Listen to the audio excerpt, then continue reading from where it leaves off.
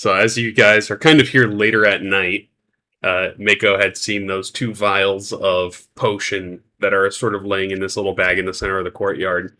Mako approached and noticed the creature that seemingly was invisible, leaving a large impression in the grass. The creature decloaked, revealing its form as this massive monkey-like creature, gorilla-like creature that has this blue fur. It has the face of a wolf.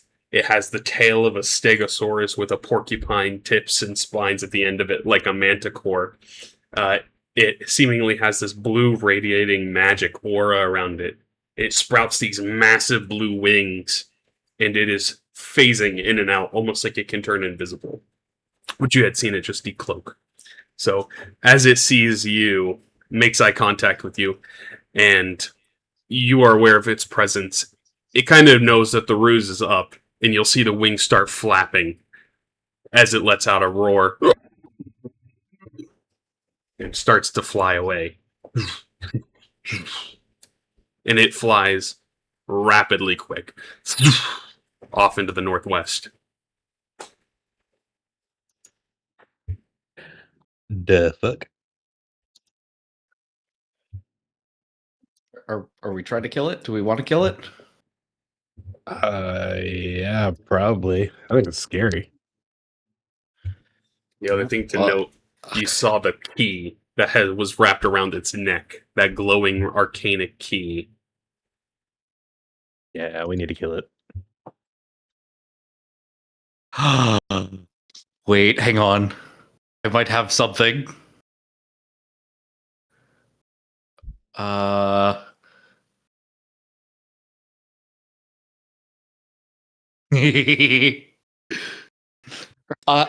try to hit it with my bow.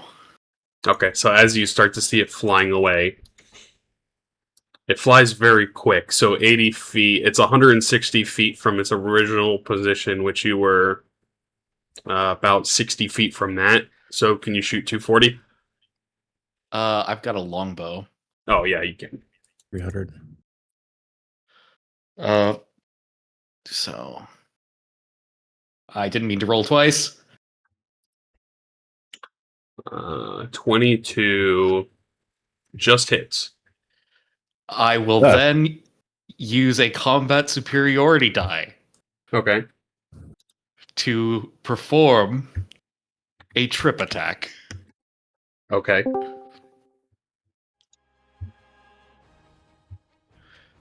Which is according to this, when you hit a creature with a weapon attack, you can expend 1 superiority die to attempt to knock the target down. You add the superiority die to the attack's damage roll, and if the target is large or smaller, it must make a strength saving throw. On a failed save, you knock the target prone. Okay. So I assume that would knock it out of the sky. Potentially. Can we go ahead and roll a save? Yeah, it would be a strength save. 25? Yeah, no, it's fine. Okay. So I guess it'll just be the damage. Take the damage, and he continues. It was worth a shot. Flying rapidly into the distance. And that would be an extra D8 as well. I guess it didn't add it. Gotcha. Okay. And you see the monkey as he flies with that arrow pierced into him. He pulls it out and throws it aside and turns invisible and continues flying off into the distance. Dang it. Really thought I had that. We're good. We'll get him next time. Put him on the list. Which, this is a good time to remind you guys, the key is the reason that you guys kind of came here, too. Because you know that is the way to get inside of Stellus's ruins that are underwater. You needed the key still. So, we flew northwest. Yes, let me go ahead and open the map for you guys. And also, so you guys are in the blue circle, directly north-northeast is the ruins underwater here where the arrow is. And we will go ahead and use an effect today, now that everybody's here. So someone go ahead and roll on the table.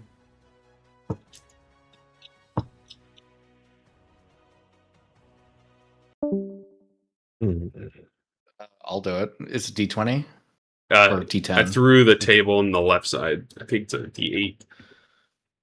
Left side. Oh.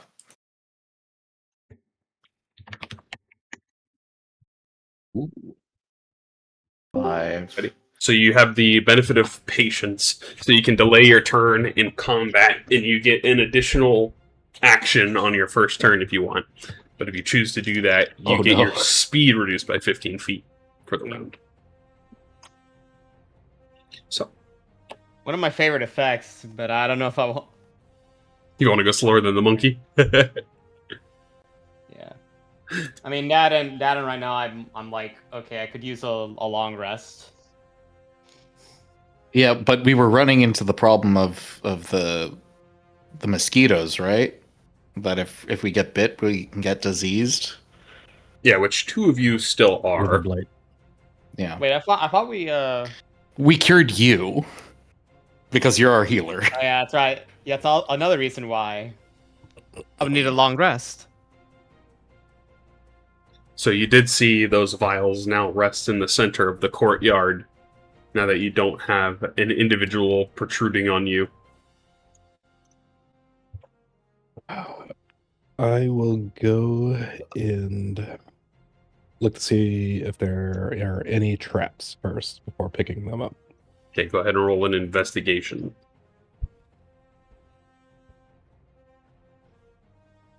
Catch me slipping. back. Okay. Sorry. I feel fine. Yeah, it doesn't appear to be trapped. Just kind of sitting there in the courtyard, so you don't notice anything of substance around it. I will go to pick them up and examine them. Okay. As you pick them up, you notice there's these two vials, and both of them have this kind of like glittery effect to them.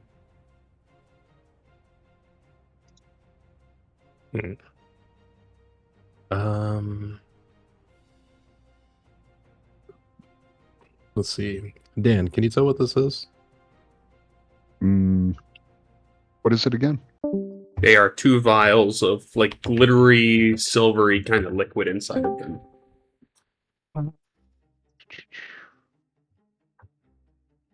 I believe you had identify, or the materials to identify, I believe. Yeah, I think. No, unfortunately, I don't have that as a spell. I thought I had something. You have a pearl of Yes, identification. I do. Pearl of identification. That's what I was looking for. Yes, I will use my pearl of identification to identify contents in the two vials. Okay. After about 10 minutes, you're able to ascertain that these vials are antidotes of wither blight. Okay. Quite interesting. Do we know prolonged exposure to the wither blight, does that cause any further damage to us? Make an insight check based off of what you've seen in the town. And anyone can partake in this if they'd like. Sure, why not? So, like, let's say contract it, and then we don't cure it for X amount of time.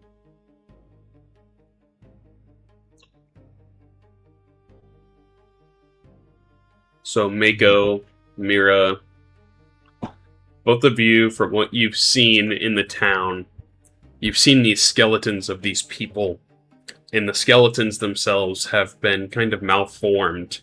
It's almost like they've been morphed or stretched or ripped, or something has made them unnatural in shape. And so you'd probably assume the longer you are infected, your body will essentially start to mutate, shift in direction, size, shape, and affect you in other sorts of health ways. I don't like that.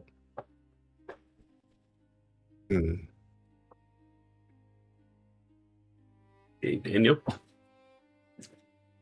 What? We got Daniel? No way. What?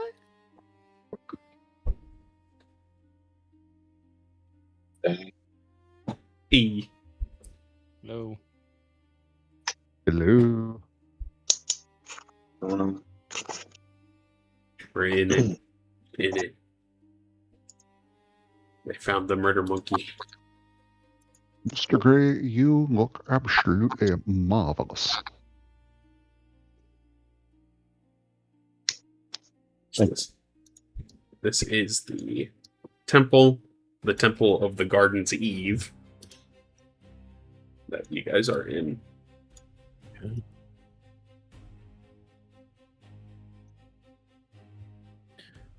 Sorry about that.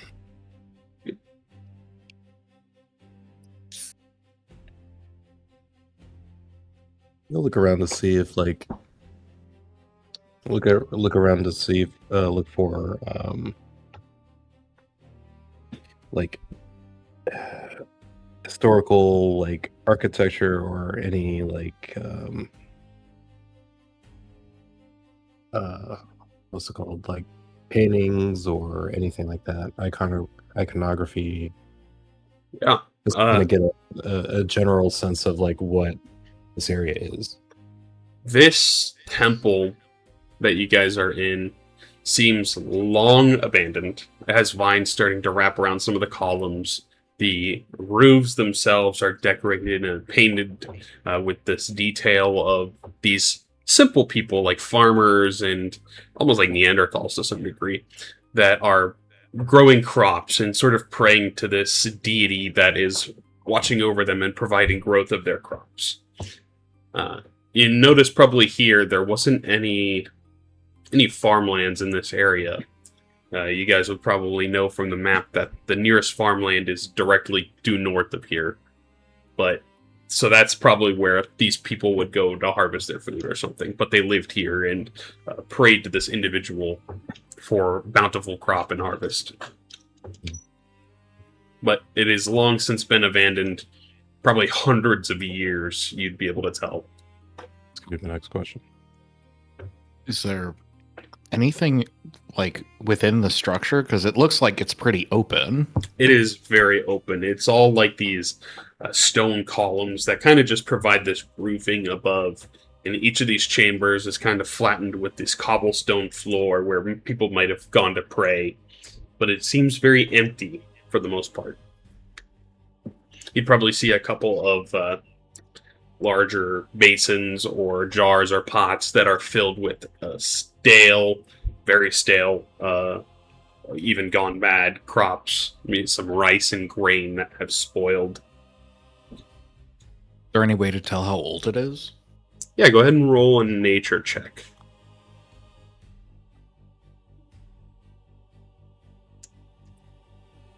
Just wondering, Nat 20. Oh. With the decay of the stone, the spoiling of the crops, it's hard to dictate exactly how long ago it is because of how old it is. You'd probably assume it's anywhere in the neighborhood of a couple of 100 years to somewhere around 1,000 years. So 250 to 1,000 is where you'd assume that range is. Okay.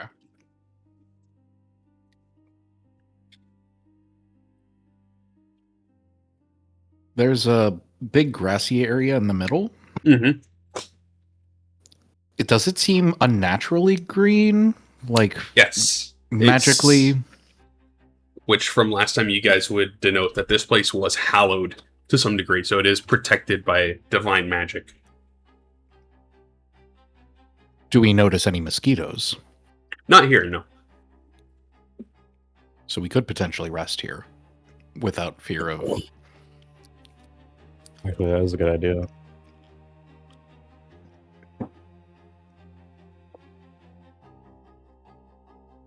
Yeah, what you guys know, it would probably be around roughly 9, 10 o'clock at night at this point.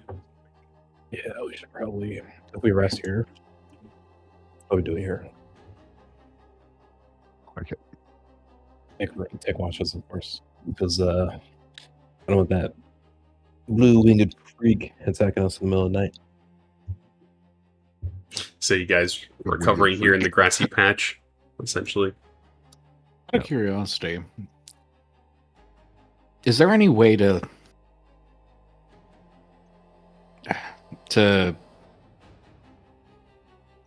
any ritual or something that we might be able to do just to gain favor of this deity? You could certainly try to pray and see what happens.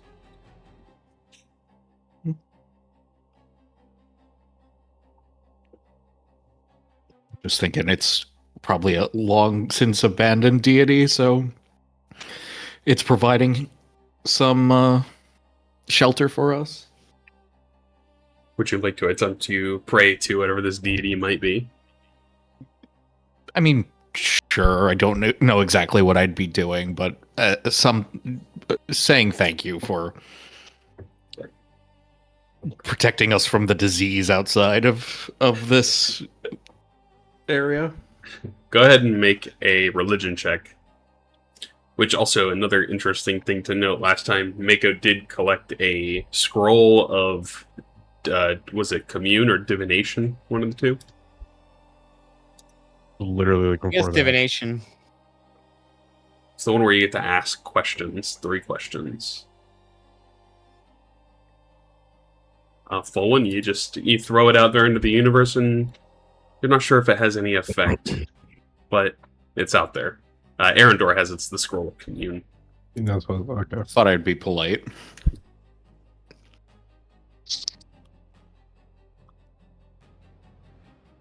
Where do I see that? I don't see it in my inventory. If you go to your inventory, is it not identified? Nope. Uh, Oh wait, scroll to me. Never mind. I'm blind. I see it. There you go. Yeah, so with the scroll, you can essentially cast the spell that is on it, and then it is consumed, like the scroll goes away. So it's a free use of the spell. It doesn't use a spell slot or anything to cast. You don't have a wizard to copy it. write it down, right? So No. But that was just something to note. Well, if we commune with this deity, I think there's probably a good chance they'd know where the key is.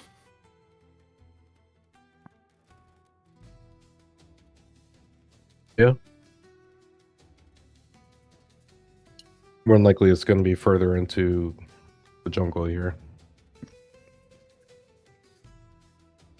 Who says we don't mean- have a wizard? Says the rogue. But he can copy things into his book too.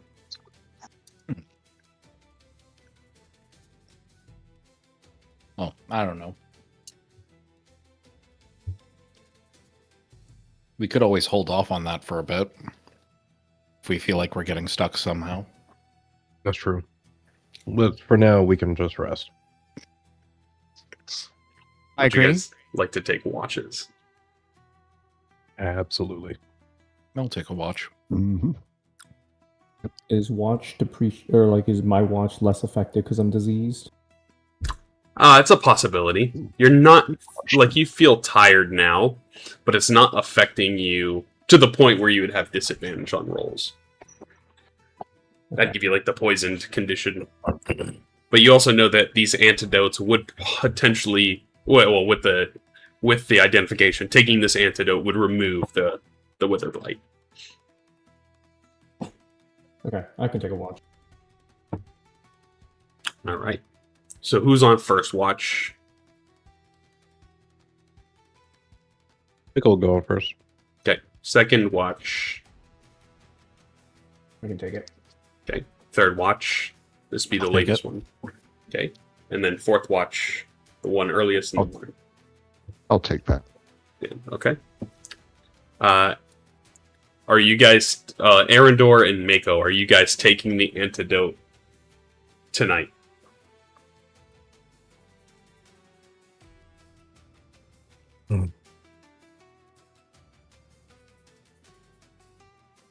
Are we the only 2 ones that are affected? Currently, yes.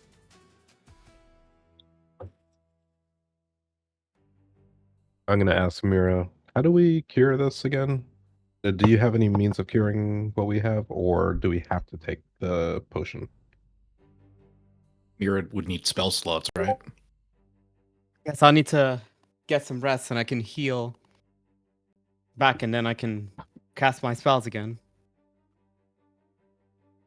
Hmm. I kind of want to wait, but something tells me not to.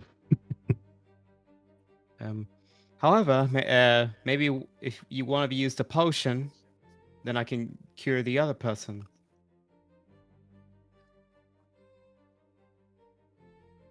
Hmm. With me. Do I see any more around here? Any more potions? No, it doesn't appear to be. It looks like whatever this creature was has specifically collected these and set them up as a bait. How many potions we have again? Two. Those two. Okay. And then at least, Mira, you have healing capabilities, so...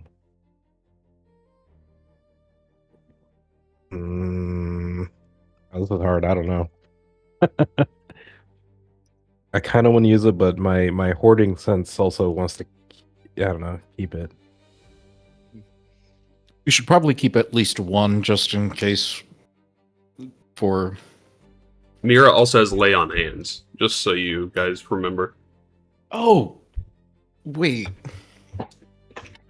Yeah, because isn't it like 5 points to cure a disease? That is the secret second part of that ability. Oh. I completely forgot about that. Oh lord.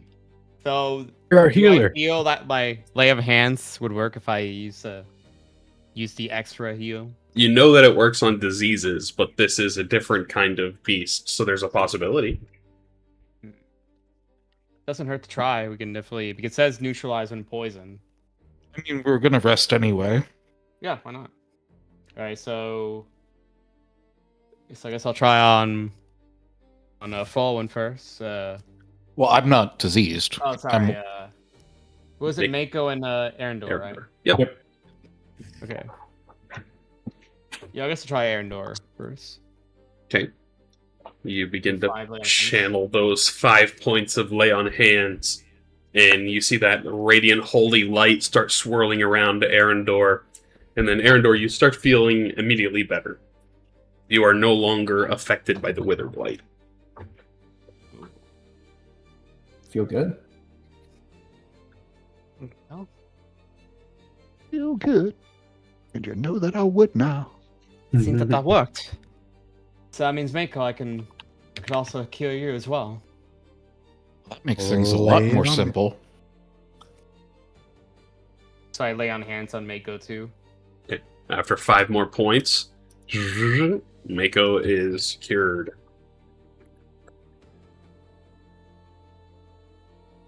Thanks. We'll hold on to these for later, just in the event of emergency. Right.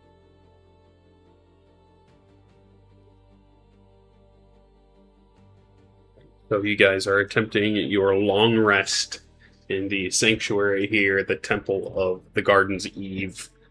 So I want those of you taking a watch to go ahead and roll a d12. Yeah, I'm focused on preparing some spells. All right. And who has these potions? Would be Mako. I'll take one. There's one. I think that worked at least. Antidote. Did not. Antidote of Wither Blight. Here you go. Who wants the second one? Second watch. Second antidote.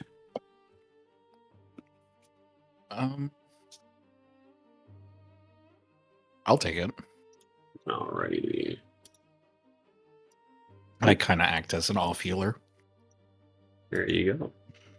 So Arendor, Mako, Bowen, and Dan, go ahead and roll a d12.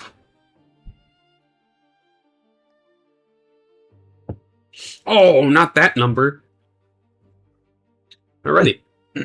Well, I did it again, folks. So you guys would probably, as you start your rest, some of you are starting to drift off to sleep as Mako is taking the first watch, and it's noisy in the jungle. You can hear animals, crickets, frogs ribbiting. Just the ambiance of the jungle around you. It's almost a little uneerie feeling. And then partway through the night, you'll hear that roar of the monkey in the distance, and all of a sudden the jungle goes quiet. You don't hear crickets. You don't hear the frogs anymore.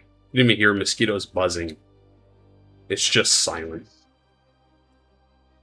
It stays that way for about 15 or so minutes as you guys begin to continue your rest. You get the benefits of a long rest. Dan, I need you to roll a perception check. Bro, No, it isn't so. I'm just a lowly sorcerer. I'm squishy. Okay, maybe I'm perceptively squishy, but I'm still squishy. Okay. Ooh. So I want you guys to go ahead and set up where you would be at on camp here on the map. Well, I took last watch, right? So. Dan did. I thought you were on third. Oh, okay, yeah. So Yeah. I'd probably. I think I'd be there. Well, to be honest, I'm an elf, right? So I trans. Yep. Yeah. So I could probably stay up with Dan. It's up to you. Elf brothers. Yeah, might as well. Elf broskies. So you go ahead and make a perception check too, then, Fulton. This would be right at the morning, probably about 6 a.m.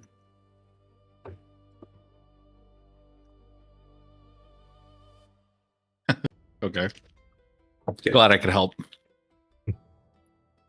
Dan, you're kind of like being vigilant, extra vigilant in this early morning.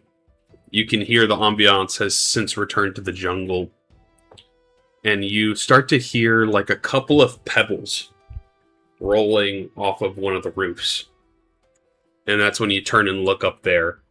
And you catch just the subtle shift of some of these crumbling bits of the roof. And you know that there is something there watching you. And it is fairly close to you guys. Kind of right where it was before on the corner of the roof. About 35 feet from you.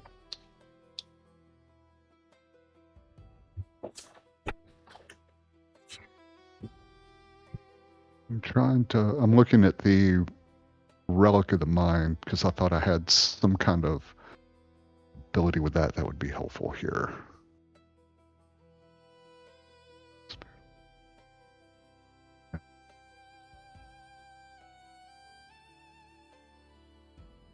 Limited telepathy.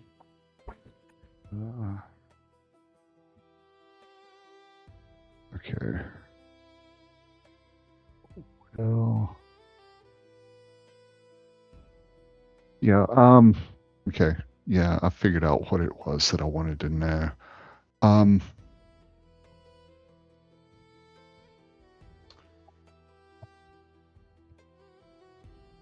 I am going to use, let's see.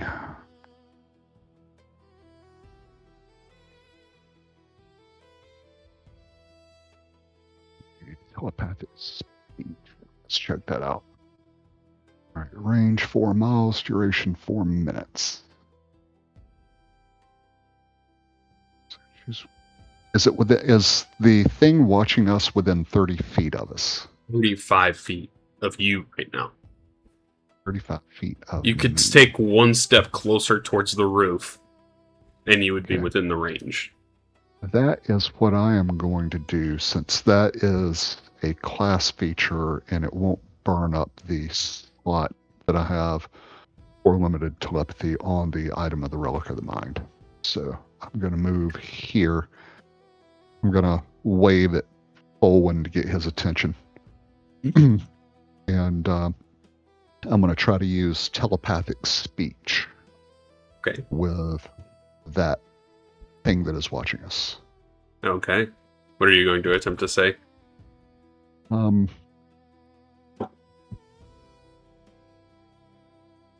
going to say, I know you're watching us. Do you feel threatened by us? This is going to be very interesting. You're going to hear two voices respond back. Okay. The first one will say, "Run for your life! Get out of here!" And then the second one is almost like animalistic. Like, I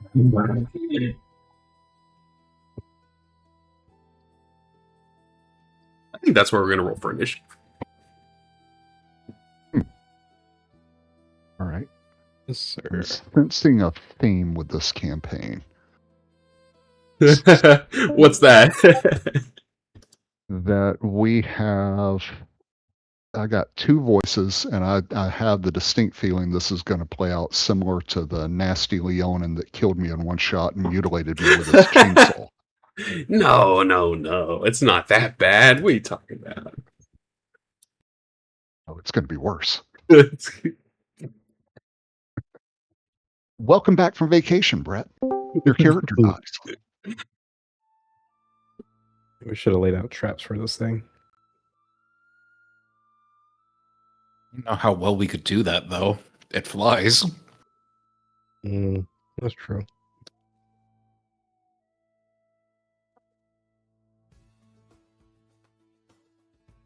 Okay. I think conveniently enough, Dan, you were the first on the scene.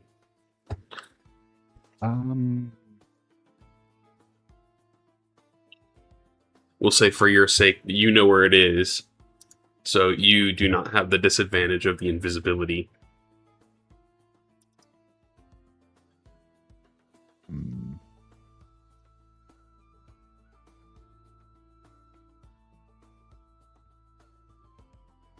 I thought I had something that would help against invisibility. I guess I do not.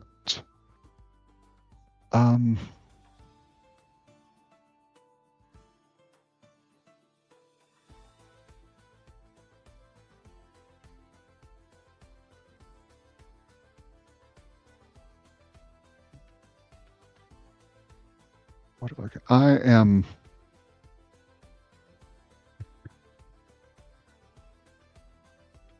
And okay, we rolled initiative, and we're definitely sure this thing's about to pounce. Oh, yeah. All right, I'm going to toss a firebolt at it. Pull Okay. a Lewis. Set the building on fire. Yep, set the building on fire. What the hell? There we go. All right.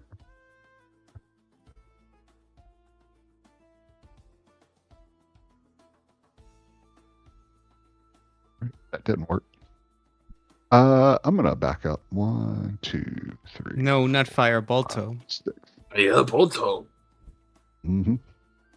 Yeah. Lego of the Bolto. That's my turn. All I'm right. ready to die. Forward.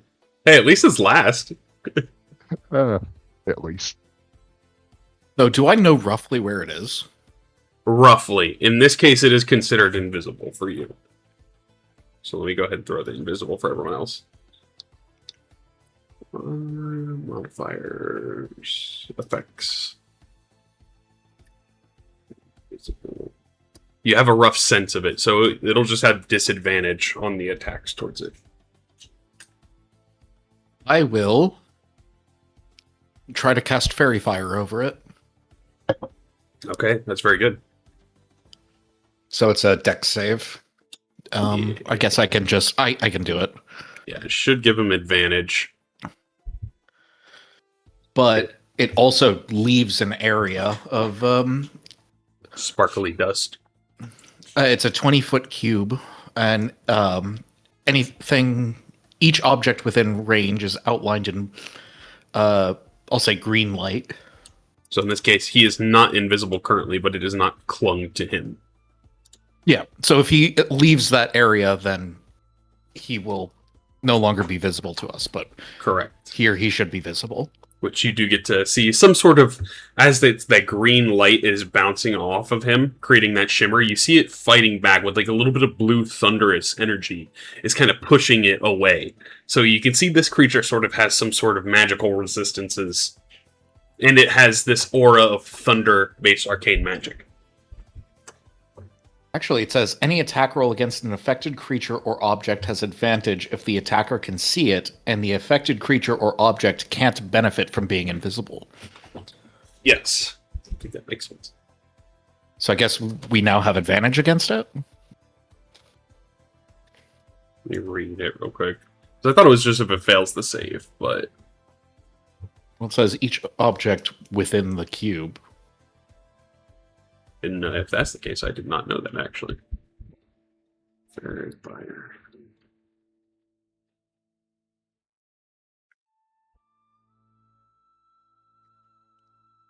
An affected creature.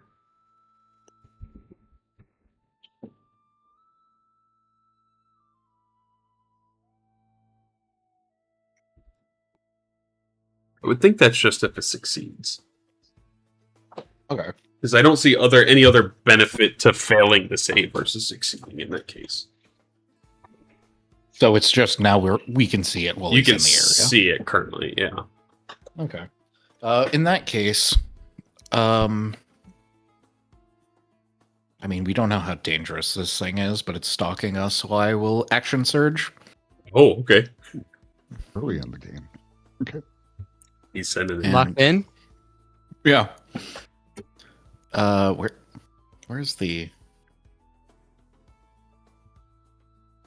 ping mode? Where Bing mode. shortcut mode? Yeah, I'm looking for the targeting mode. Control click? I don't know if I've ever used the targeting mode. Oh, target mode. I see. Did I accidentally target myself? Yes, you did. Okay, there we go. It happens to all of us. Wow, 28 hits. Barely hits, but it hits him. And I will do my second attack. 21 barely hits.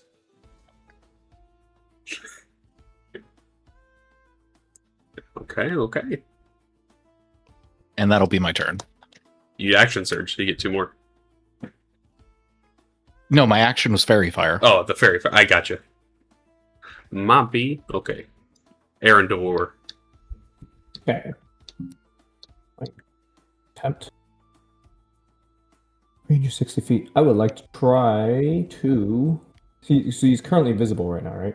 He's outlined. You can see the shape of him, the form of him. Okay.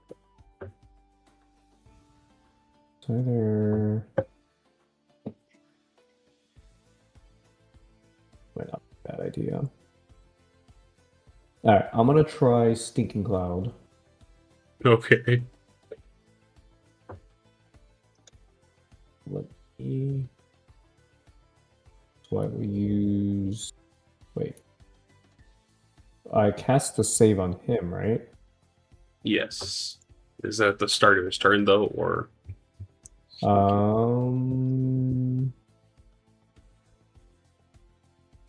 It just says, oh, start of its turn, yes. Okay, so 20, how big is this? 20 foot? Okay. 20. I'm just gonna put it like this, kind of away from the map, but Okay. I'll do it like that. Alright, so I'll apply Stinking Cloud on him. Like that, right? Or no, it's on myself. Wait, sorry. Concentration's you. So the C in the parentheses is you. Yes. It should be on me. Like that, right? Yeah, you put the polymorph Oh, on wait, you, the though. polymorph remove that. Yeah, There I you have to polymorph myself. So if he hits you, it'll automatically roll to see if you still Yeah. keep the spell. Perfect. Alright, and I like to cast Bardic Inspiration on Mako. Okay. Drink that. Boom. Alright. I will. Wait, let me check off third level. Alright, that is my turn. Okay. Mako. All right. I am basically going to use a bonus action, key point for Step of the Wind, and be right up on him. Okay. Bonus action, I'm going to attack him with my Sharpen Staff. Oop. Hits. And I will use 20 the hits. poison. Barely hits. You're drawing it in. Then second. Misses. Second one misses. Oh shoot. Let's see. Hold on.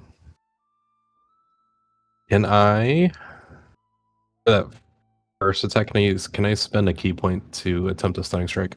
Yeah. I'll do that. Oop. Oop. He Worth a shot. succeeds. He kind of shakes it off. That. I'm scared, but Wait, I'm gonna hold my ground. That says magic resistance. Should he have resistance against stunning strike? 9 plus 9, he still succeeds. Okay. That will be my turn. Alrighty. Mira. Is the patience thing still on? Yes. Ooh, I did forget about that. I guess it's a little late now. Would you like to delay your turn in combat to after his, in this case? And same with Drake. Yeah, I think I'm gonna delay it after After put the myself monkey? at the bottom. Okay. Drake, would you like to do the same? What was the effect? Advantage for me though. You get to go to the end of the initiative, but you get an extra action. Oh, for this turn only though, right? Yeah, it was only the first one. Yep. I wanted to go near the top of the order. I'm fine. I Yeah, think I just- kind of want to be at the top because if I CC, Well, wait, just- no. It'd just be It's Drake in just this for one. the first round. Yeah, Oh, yes. The reason why I wanted to be near the top is so I could get fairy fire off. I see. but this would just be for Drake, because you guys already went. Unless you wanted to re-delay yours, Frank, and then we can kind of put the effect after. But it will be his turn after that then, and then I he'll think get hit it'll by be the fine. spell. Probably no difference. So yeah, I'll stay as is. Daniel, did you want to move yours to the last place to get an extra action, or you also lose 15 feet, but I'll stay where I'm at because I won't be able to do them afterwards. okay. Alright, then it'll be Drake's turn, and then Mira will be at the bottom with the extra action, in minus 15 feet. So the 15 speed. Oh, for that round. Okay. Yep. Alright, I'm gonna try to hit it Ray Frost. Ray of Frosto.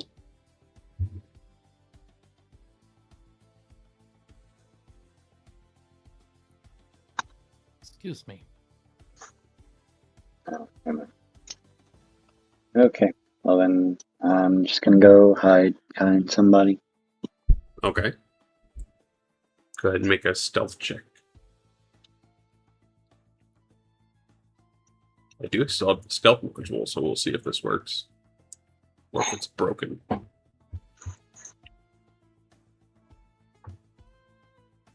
Cool.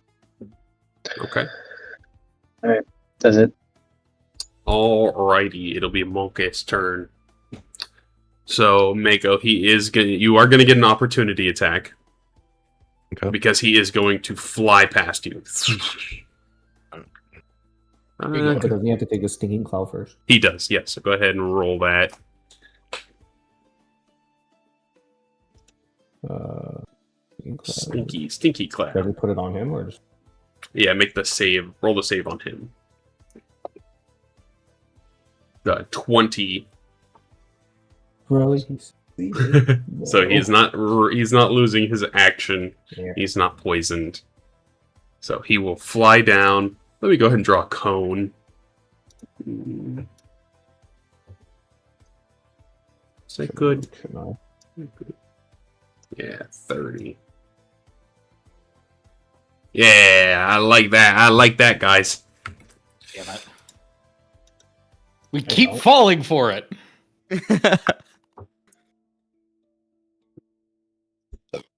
He is going to use his thunderous roar as he goes, and he like Silence. unleashes this silence. He unleashes this burst of thunder arcane energy towards you all. So Drake succeeds, Arendor fails, Mira barely succeeds, Folwyn succeeds, Dan succeeds barely, and Arendor succeeds. Was that? Oh, that was the other thing. Okay, so you will take. Who failed? It was just Arendor. You got 4. Hmm. So Arendor takes the full amount, and everyone else takes half. Dodge. It's not a deck save or an attack. I think you could use evasion for that. Evasion's dex. Uncanny dodge is only for attack rolls. Hmm. So that's not too bad.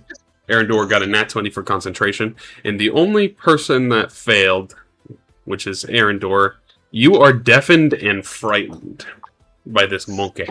So that roar bursts your eardrums, and you are deafened and now afraid of the monkey. And then it will use its last attack, because that costs 2 to use, to throw a tail spike up at Mako. Mako, a 10 misses. Just for curiosity, how much would it do? Not too bad. That was 5, 10, 15, 20, 25, 30, 35. It is going to use its bonus action to turn invisible. And then it is going to continue flying away. Let me go ahead and turn that. We can't see it. Only my stinking cloud succeeded. That's what I thought. Frank, that's when you would learn about legendary resistances. Oh, great. Mira, it Never is mind. your turn.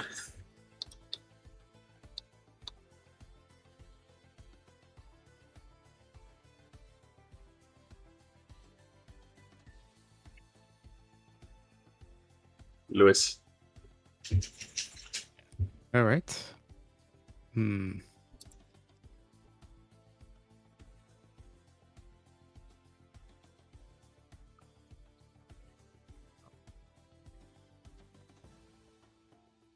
I think I'll try. A divine sense for my first action. Okay. Okay, Fey, fine. fiends, celestials, Or undead. undead. None of them show up here. The ground is hollowed.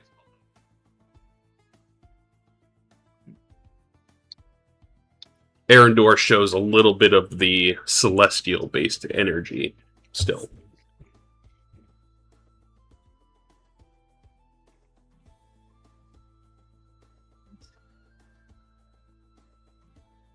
Okay.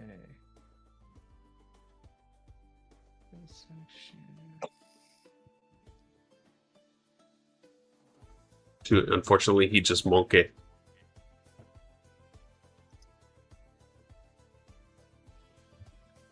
Yeah, I guess the other thing I could do is just kind of what I did with the dragon.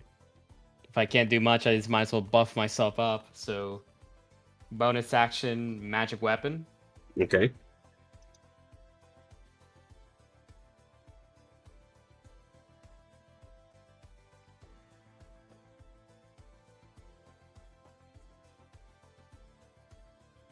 And I'm gonna use my second action to do sacred weapon. Oh, okay.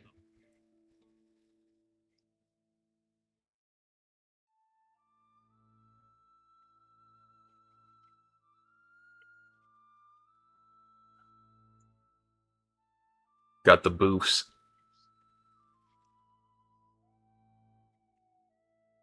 Five, 10. myself here so that way others can get my aura of protection Okay. and devotion. No, in my turn.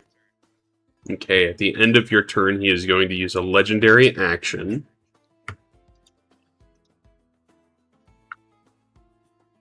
And he is going to just go and throw another tail spike at advantage at Mako.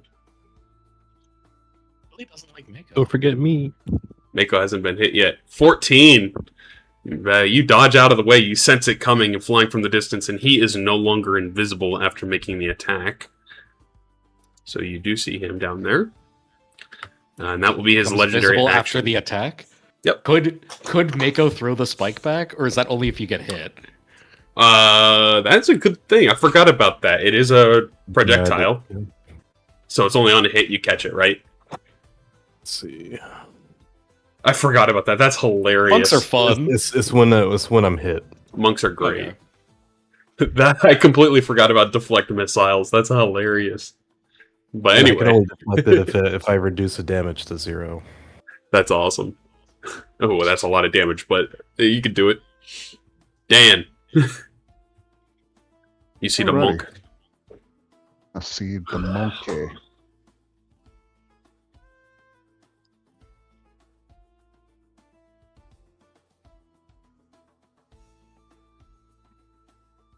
I'm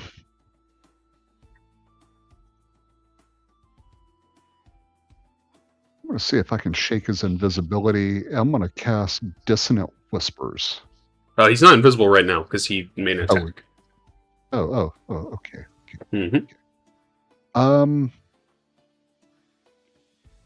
All right. In that case, I will lob a chromatic orb at him. First level. Yeah, I'm going to use first level because I want to see if this will work. Okay.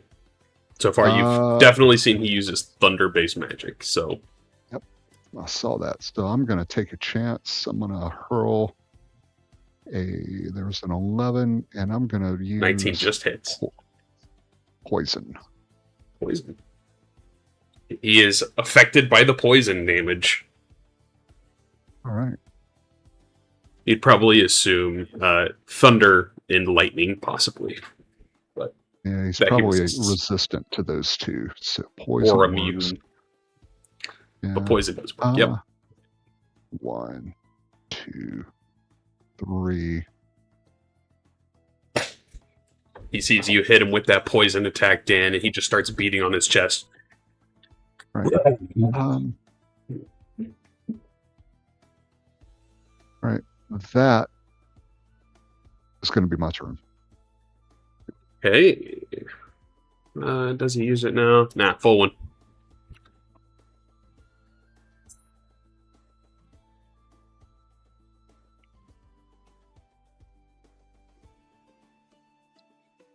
Really wouldn't help me that much, but I can see him now. Yes, Which sir. is all I need.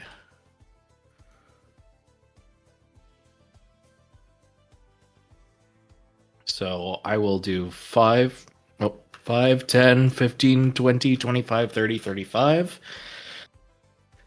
And I will fire my bow at him.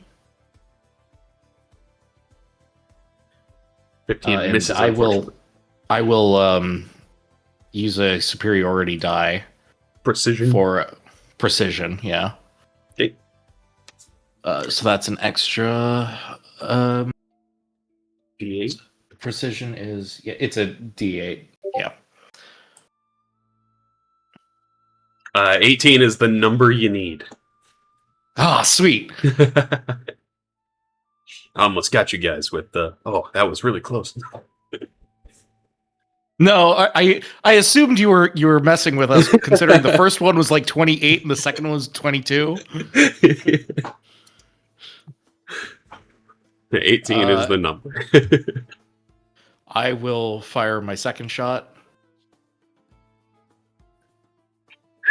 I'm not even going to bother on that. And yeah, might as well. Bonus action, I will second wind.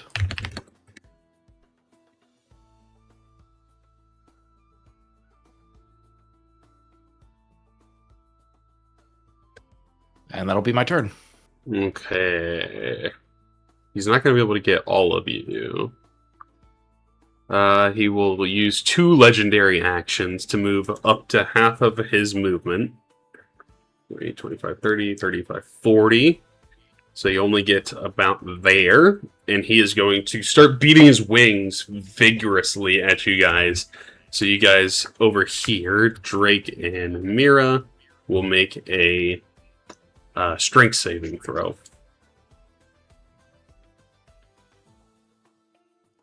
A success and a failure. So Mira, you will take not that much.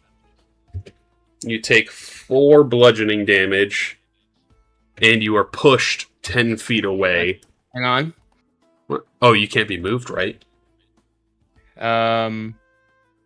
Maybe. The shield's neutral, right? Because you had a long rest. Yes. Neutral. You cannot be moved. Oh. That Yeah, is you're right. one of the very niche effects of the shield. So yeah, you would normally be pushed away 10 feet and potentially prone, but you stand your ground against the wind. So that will be its legendary resistance, or legendary actions. I mean, that's great because I was about to use the reaction to reroll the save. Yeah. Or, yeah. 4 damage ain't that bad. So. Yeah, that's fine. Arendor, you are frightened of the monkey, and you are deafened. So part of deafened is a really interesting one. I don't think you can cast certain spells with verbal components or something, or that's just silence. Or maybe it's you just can't hear. But I can still see him right now. Correct. You automatically fail checks requiring hearing. So you Okay. and any attack roll on him has disadvantage while you can see him. Because you are frightened of him. Oh, so if I don't look at him, then... Wait. Wait. So he's still within your view. He's, like, visible. So you are still frightened of him. So as long as you roll, like, a attack roll, like if you're rolling a +1 to hit or something like that, you'll have disadvantage on those. Oh, so if I cast a spell, will that also be disadvantage? If it is a spell attack, like you roll the number, the d20 plus a number to hit him, that will. But if it is a saving throw, the monkey, you don't get disadvantage on that. He would have to make the save. So... But he's advantage on saving throws against magic. So Probably catch daggers 22. will not work, right? It would, because it is not a saving throw. He just takes the damage. Oh, okay. So I just do that. Huh. Surely this hits, right? All right. I'd like to cast daggers. Put that on me. So at the start of his turn, Yes. which you do lose the stinking cloud, by the way, once you cast the cloud of daggers, because you can only concentrate on one spell. Yeah. I don't know how to get rid of it. I got you. Thank you. Mm-hmm, mm-hmm. And then, He will take the damage on the start of his turn. yes, let me. So this is level 2.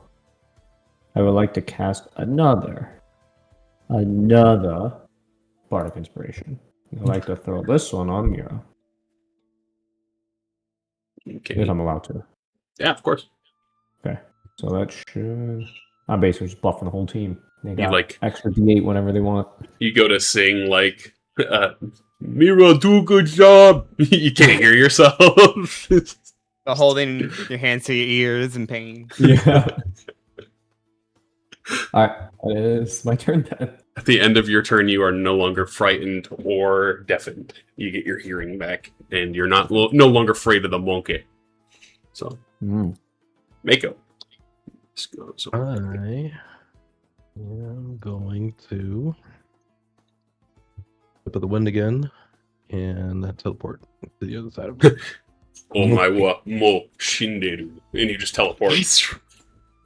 Nani? First attack. With poison damage. That does hit. Second attack. Oh, 12. Yeah. I may need to drop out of Fantasy Grounds. It just froze up on me. Everything in Fantasy Grounds is locked. Oh, okay.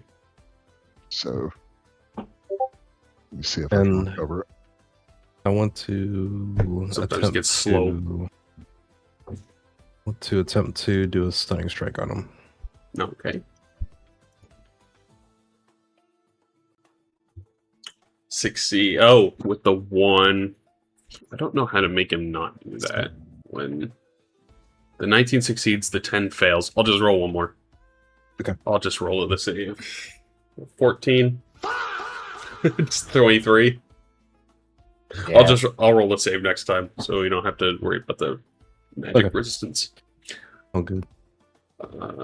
So he shakes it off. I think that will be my turn. I'll stay put here. Okay. Drake.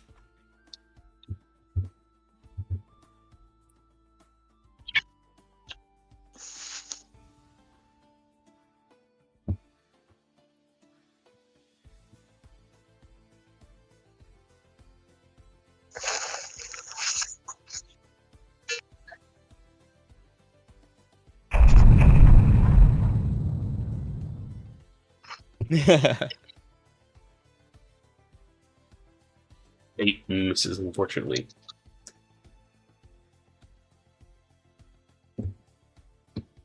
I can smell you.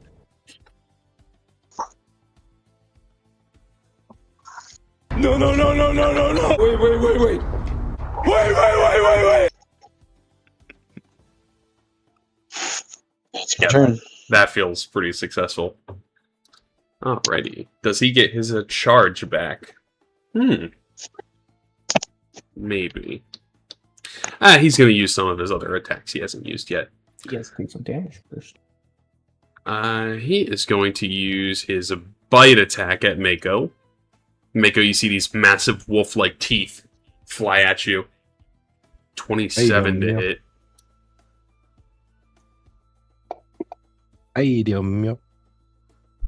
Actually, I did this out of order. I forgot about that. A lot of damage. That's the first one. Mira, the claws are going to come swinging at you, Mira.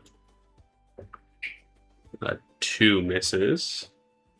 And then, full win, you're going to see the tail spike fly at you. Gosh dang. He's going to go invisible as a bonus action. But before he goes invisible, I gotta do my damage. Oh, yeah, you do get the damages. Hopefully it's good. Alright. Damage. That's some pretty... He's over 100 now, I'll tell you that. He's going to fly away invisible.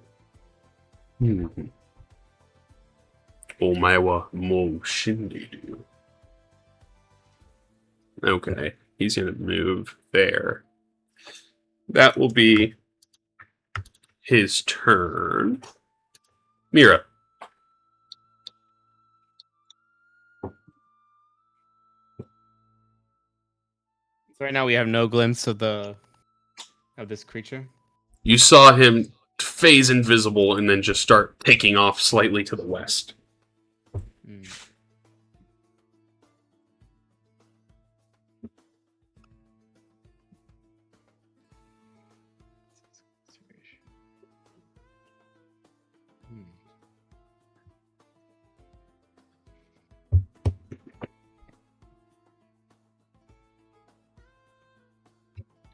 Everybody hate invisible monsters yet? Not great. Not ideal. 8 out of 8 would rate great.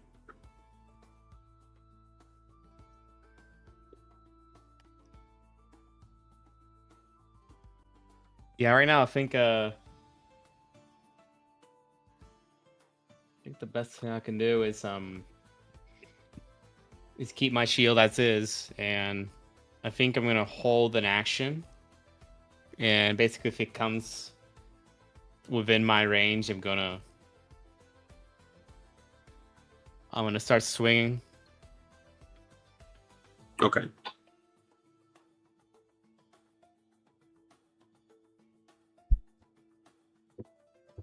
The swing is successfully held.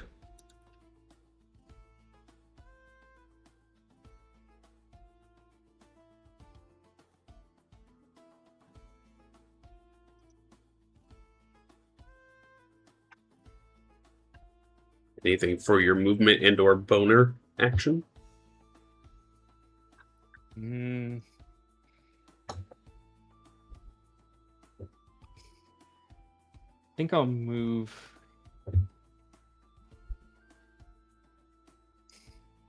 I'll move around here. Because it seems to be I see it's been engaging Mako a lot, so I feel like we're close enough to him. Maybe he'll show up around her.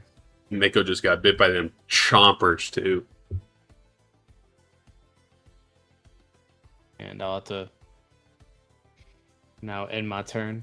Okay, at the end of your turn, he's going to use legendary action to make a tail spike attack. Full win. You feel it almost like directly behind you. 19 to hit.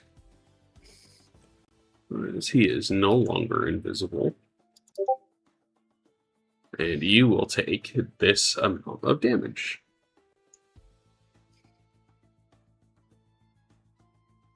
Some poison damage mixed in there with the piercing of the spine. You see it's like a cut, like 4 or 5 inches long. The spine just enters into your back, and then you see the monkey standing there just above you on the roof. That'll be its legendary action. Dan. I'm gonna take my chances with another chromatic orb. I'm gonna cast this one at 2nd level. Okay. Oh, 13 misses. It flies by him. All right, let me mark it off the sheet. Fucking 2nd level spells. The first one's always hit, but the second one's. All right. That's my turn. It's because you didn't fireball. That's when I want to start. Yeah.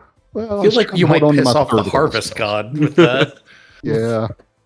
Fireball. Is that your turn, Dan? That's my turn. At the end of your turn, he's going to use a legendary action to move right next to Folwin. Folwin. So if I move, it gets opportunity?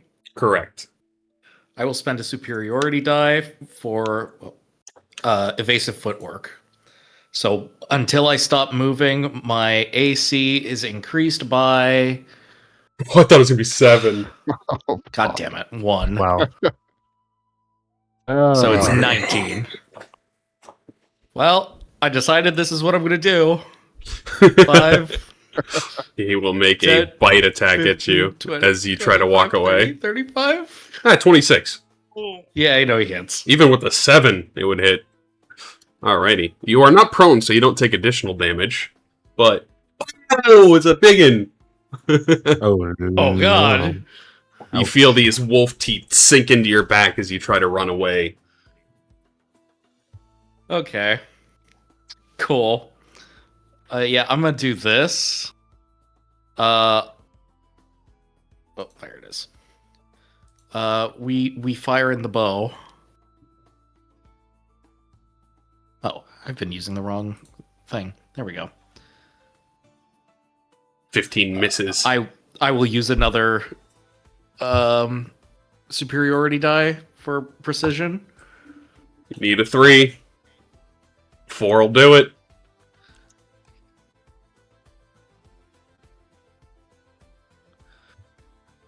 Those ones are betraying you, bro. Yeah, second one. That hits. That's an 8. There you go. It forgave you. Is he still not bloodied? Nope. Fuck. He seems angry.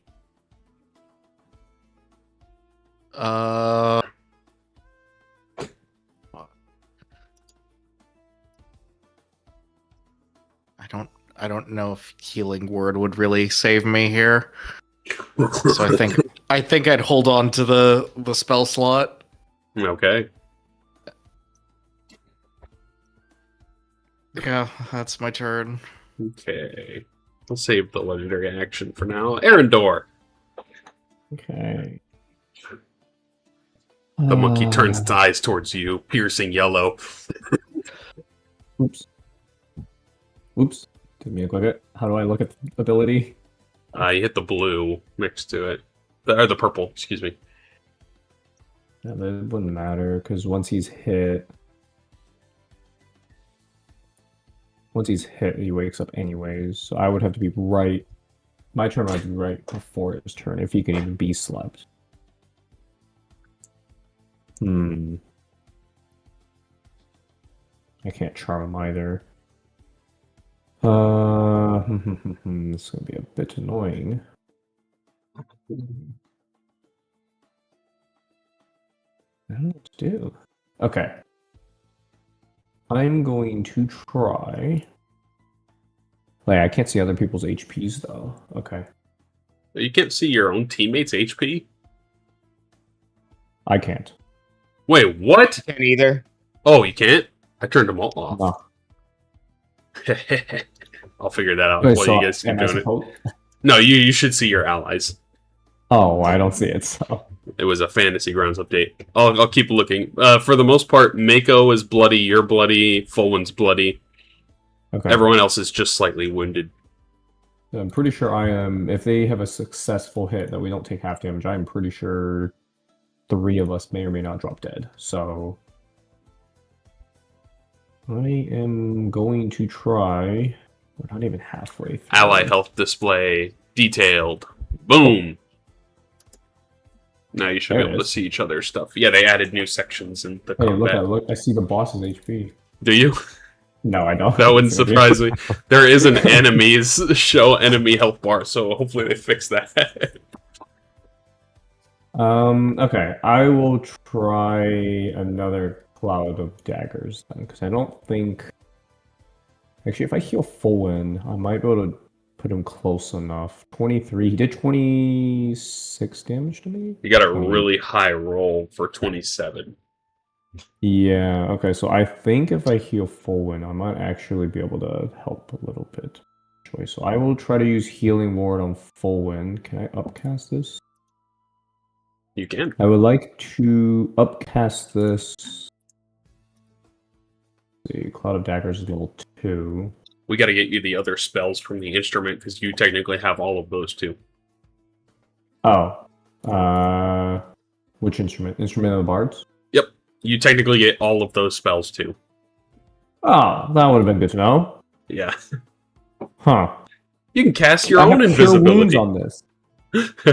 You can cast that. Oh. That is a touch though, so you'd have to be next to them to Oh, use okay. it. But Okay, I'll have to read about this at some point. Okay, I will just do my normal turn and I'll read about that for the next turn if I'm alive. I will try to Healing Ward Fulwin. I'm going to upcast it. Is it 2 times? probably one It's extra D4. One extra D4 each upcast. Yep.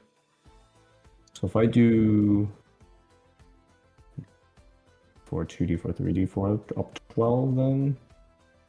I think that's probably worth it. So I would like to use a level 3 spell, upcast Healing Ward to level 3 on Fulwin. Okay. So when you're holding the dice, you can click it twice, and it'll add the extra dice. Yes. So I'll put that on Fulwin. Let's see if that works. Big roll. 8. All right. I think that should keep you alive for one more hit. We'll see. And Hey, I would alright. like to apply Bardic Inspiration on Fulwin, who can now use that in their roll or damage. You can use that for AC too from yours to remember. So that is the one thing that's Wait. special about you being your type of bard. They can use it for AC. So if they get hit, you can use it You can to use it to raise our AC.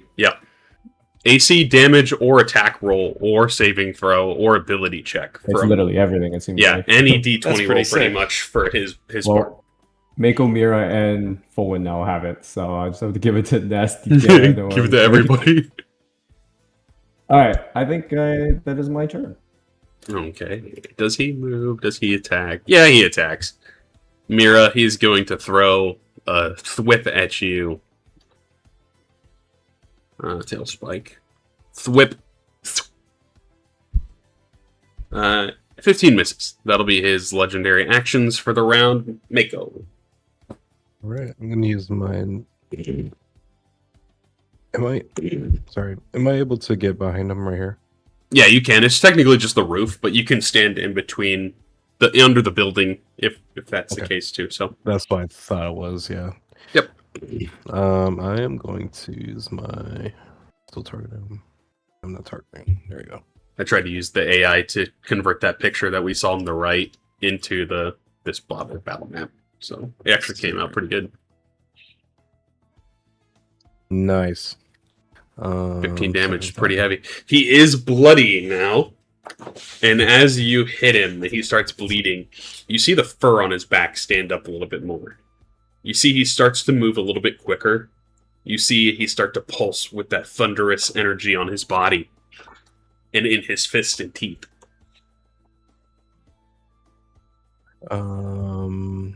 Welcome to phase 2, baby. Other blows. Here we go. Hits. First attack. Whack, whack, whack. And then I want to see if I can use my open hand technique to try to knock him prone. Okay. What kind of saving throw? Needs to make a dexterity saving throw. And the DC is 14. He is knocked prone. Wow. Okay. We drop this on him. Oops. You knock him to the ground. You hear a voice start to emanate from within this monkey-like creature too, that just calls out, "Kill me, please." That I might do. Second one misses. The last one that misses, unfortunately. The prone to monkey. Okay. That's all my action economy. That'll be my turn. Alrighty. Drake, who was hidden from the monkey.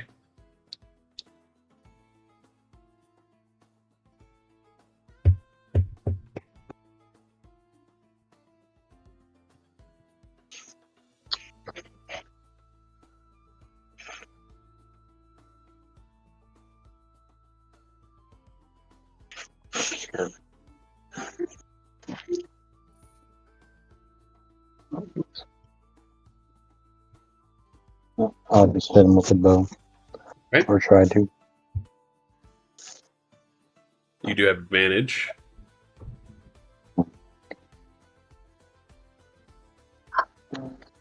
More d20 roll. Okay, well, I did not do it. One more. What? One succeeds, one fails. Go ahead, one more.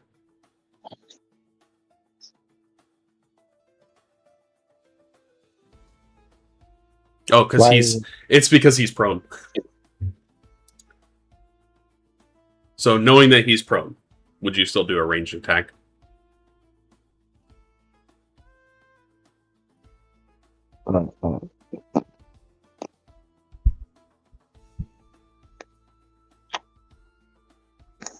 I'll just hit him with a magic missile then. Okay. Magic missile. Magic missile. Ooh. Roll 2. Roll 2, okay.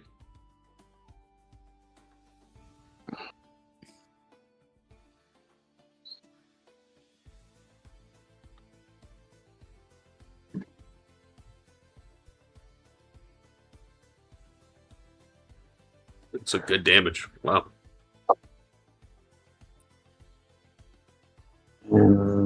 Hide again. Hide again behind Aaron Diller.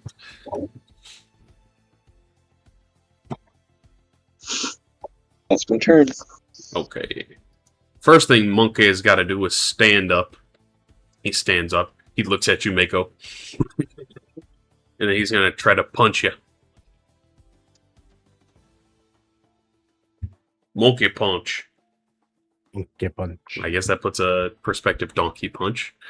So he's going to just deck Mako Mako, you will make a strength saving throw as he punches you. Ooh, he also has open hand technique. Oh, hell yeah.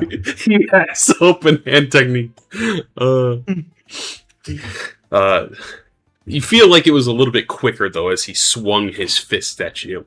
And now he's going to... Hello, master of the art. He's a master of the arts, indeed. He's going to go invisible here, I think. He'll make the bite attack first. So he doesn't have to do that yet. Bite attack at Mako. 19. Misses. Wow. Wow. Now he'll go invisible.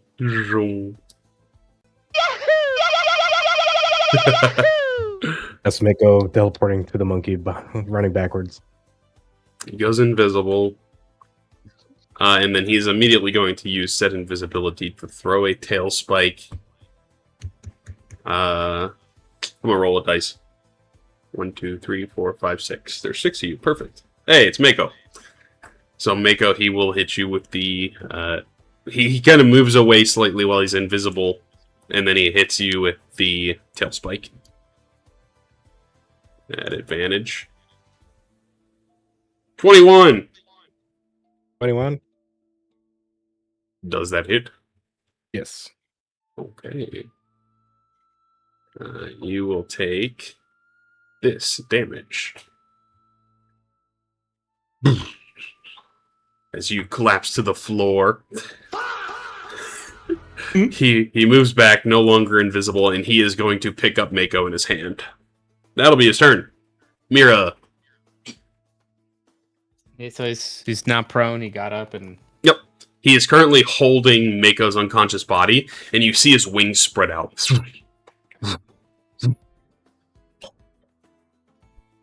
He's Like- still on the ground? No, the monkey is standing up, and he is holding Mako in his hand, and he looks like he's about to fly away with Mako. Alright, but he's still on the ground right now. Like, Who are you About- talking about is on the ground? the blue one. The monkey is not prone, no. He stood up on his turn. No, but he's standing on the ground. He's not Oh, floating in okay, the yeah. air. He's not flying currently, no. Okay. My bad. It's all good. I could finally Brave of you to be standing on the ground. Alright. Even though I cast a magic weapon, but it's okay. I'm gonna use this. I'm gonna use a bonus action branding smite. He goes, huh?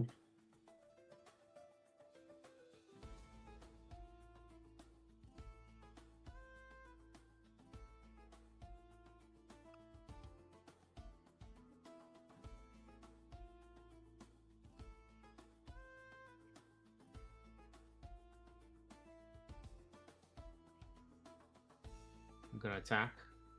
Okay.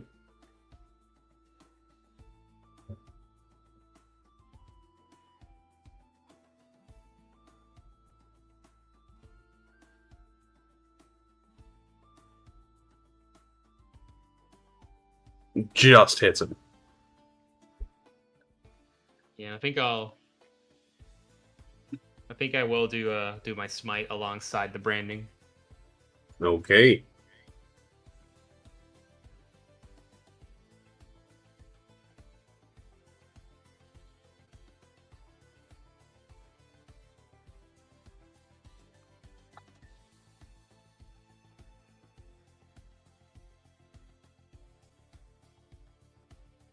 That's a lot of damages. Okay, so now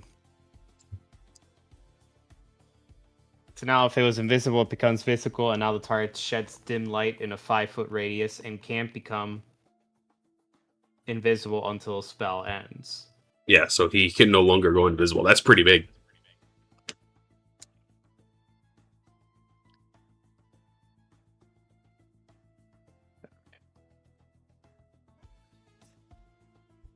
So I guess the question is, okay. So I guess right now, the way I guess this will work is I'm concentrating on it, so it'll last.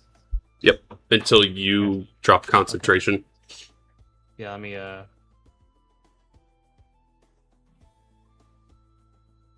put the C back on me. The C. The copyright.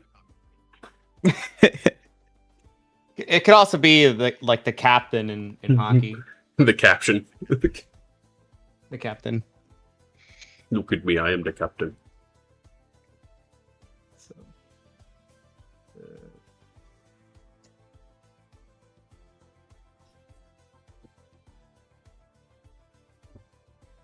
alright. Eight. Okay, now for my second attack. He said second attack? That hits. Would you like to smite as well?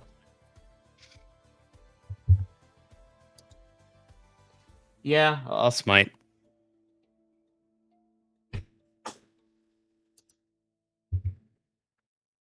And this one, I think I'll also use my bloodstain cap. Alrighty. The buffs, all of the buffs. Oh wait, what? Why'd I cut myself? I was trying to do this one little damage on me, but he did You rolled the whole attack on yourself. Yeah. I'll apply the 10 on him, and you take the 1. Is it 1, or is it... Yeah, it's just 1 on me. Did it roll everything? So it should be 2d6. Yeah, you don't have the d6s, just roll the d6s. Yeah.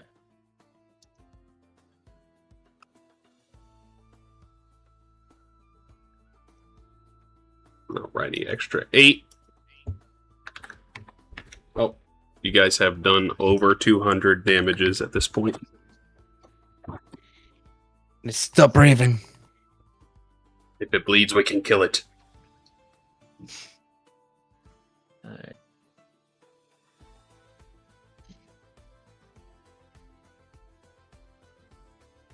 Yeah, right now I'm...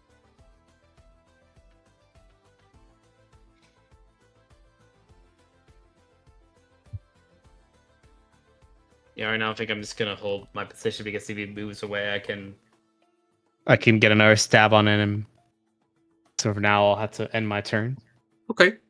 At the end of your turn, he's going to use Mako as a club, and he's going to make a claw attack at you, Mira.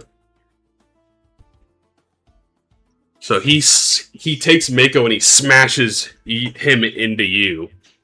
So you will take this damage. Make a failed death save, or this here. You succeed. Mako, you get a... No. Wait. Wait. Mako, you get a failed death save. And that will be his legendary action. Dan. Alrighty. Is the spell still good, or? You succeeded on the save. Oh, okay. Okay, so he's still branded. Yep.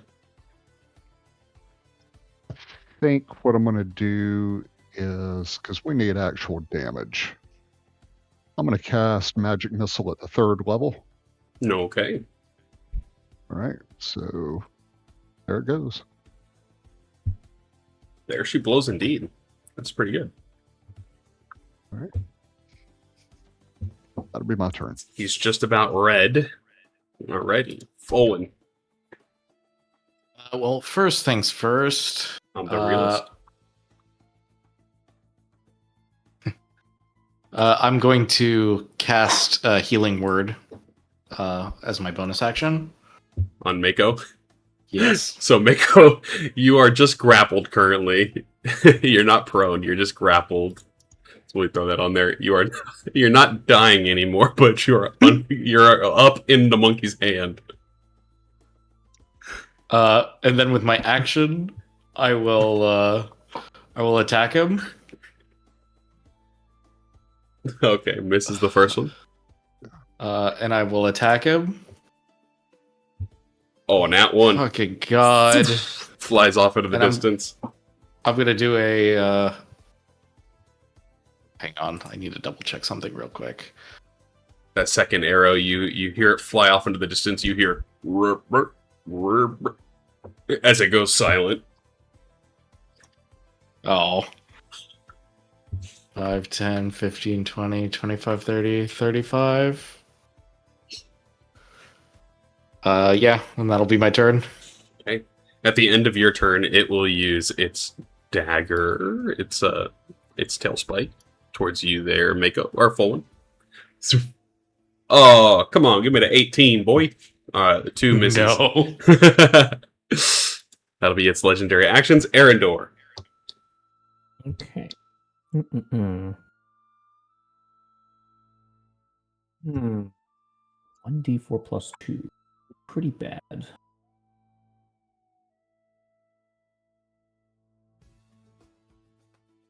I like to cast. Let's see what our HP's like.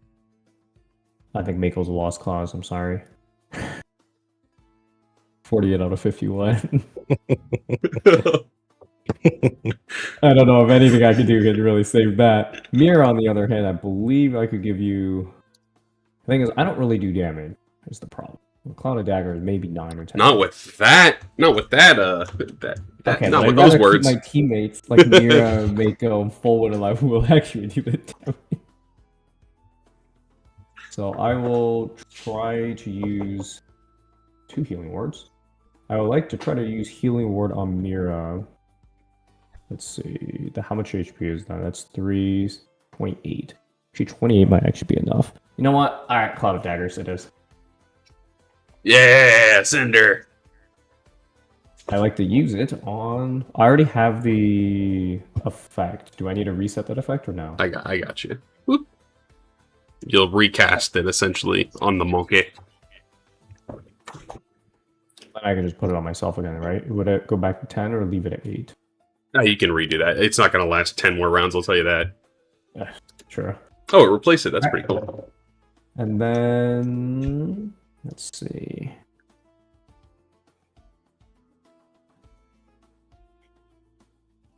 Last one, Bardic Inspiration. All right, Nasty Dan, you got this. All right, that'll be my turn. Wait. Hold on. I'm going to move because I'm about to get villainized.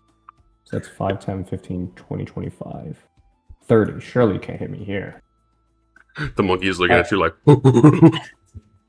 Well, you can one-shot me, but my teammates are alive. That's all that matters. Alrighty. All right, my turn. Mako, you are in the grip of the monkey. And am I on the ground or am I up in the air? You're in his hand. He's kind of like using you as a club. I don't like this. He's holding you like a Ken doll and he's smashing you against Mira right now. It's not a good day at the office for Mako. I'm sorry about it.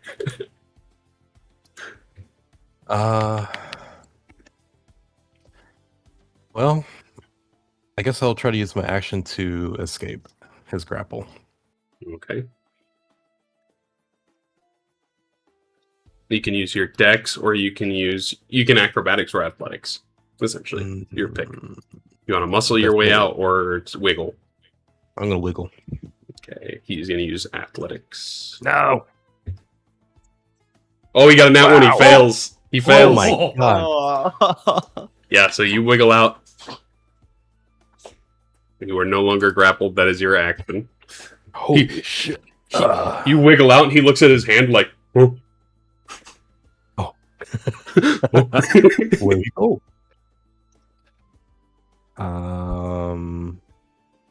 Yeah.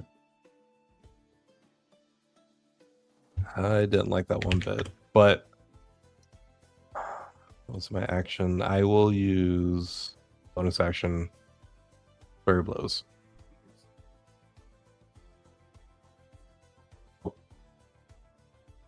That hits anyway. I'm gonna move over here so I can flank. And then advantage. Armor strike. It's 4. And I want to try to impose the effect that he can't take reactions. Okay. So he needs to make a dexterity saving throw. Alrighty, dex The save. DC is 14. 16. Okay, so he succeeds. It's worth a shot. I will stay put. That'll be my turn. He's looking really hurt. He's used all of his legendary actions for the round, so it could come down to Drake. He's looking really hurt. Oh, go ahead. Before you get into that, Drake, did I understand you correctly, Mako, that the action you took on the murder monkey prevents the murder monkey from taking reactions? Correct. Okay. But he succeeded, didn't he? Yes, as part of my open hand technique, I can when I do my flurry blows, I can impose the condition that he can't take reactions. Okay, and that will last until his next turn after this current one? Until the end of my next turn. Perfect. Okay, I know what I'm going to do. Thanks. Oh, he succeeded, though, so he still has his reaction currently. Correct. No, he failed. Alright, so Drake. We need music back.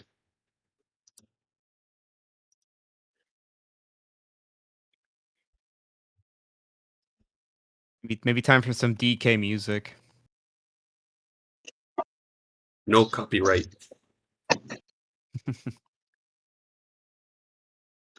Magic missile, level 2. Magic missile level 2. Alright. Some dice coming in.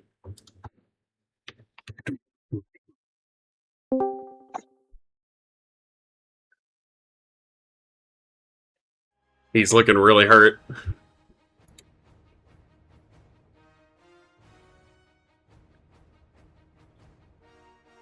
Hiding behind this pillar, I guess. Okay. I mean, he's gonna try to run, I think, so... That's my turn. Okay. He is going to attempt to flee, but before that, he has to get some attacks off here to try to save himself. So, a bite at Mira. 22 hits. So, Mira, you will take this much damage. Ooh, that was a biggie roll. A big roll. He can go invisible now, which is a good thing. He's going to make a claw attack at Mako. Which he misses. He's gonna go with... Oh, go ahead. I just realized something. I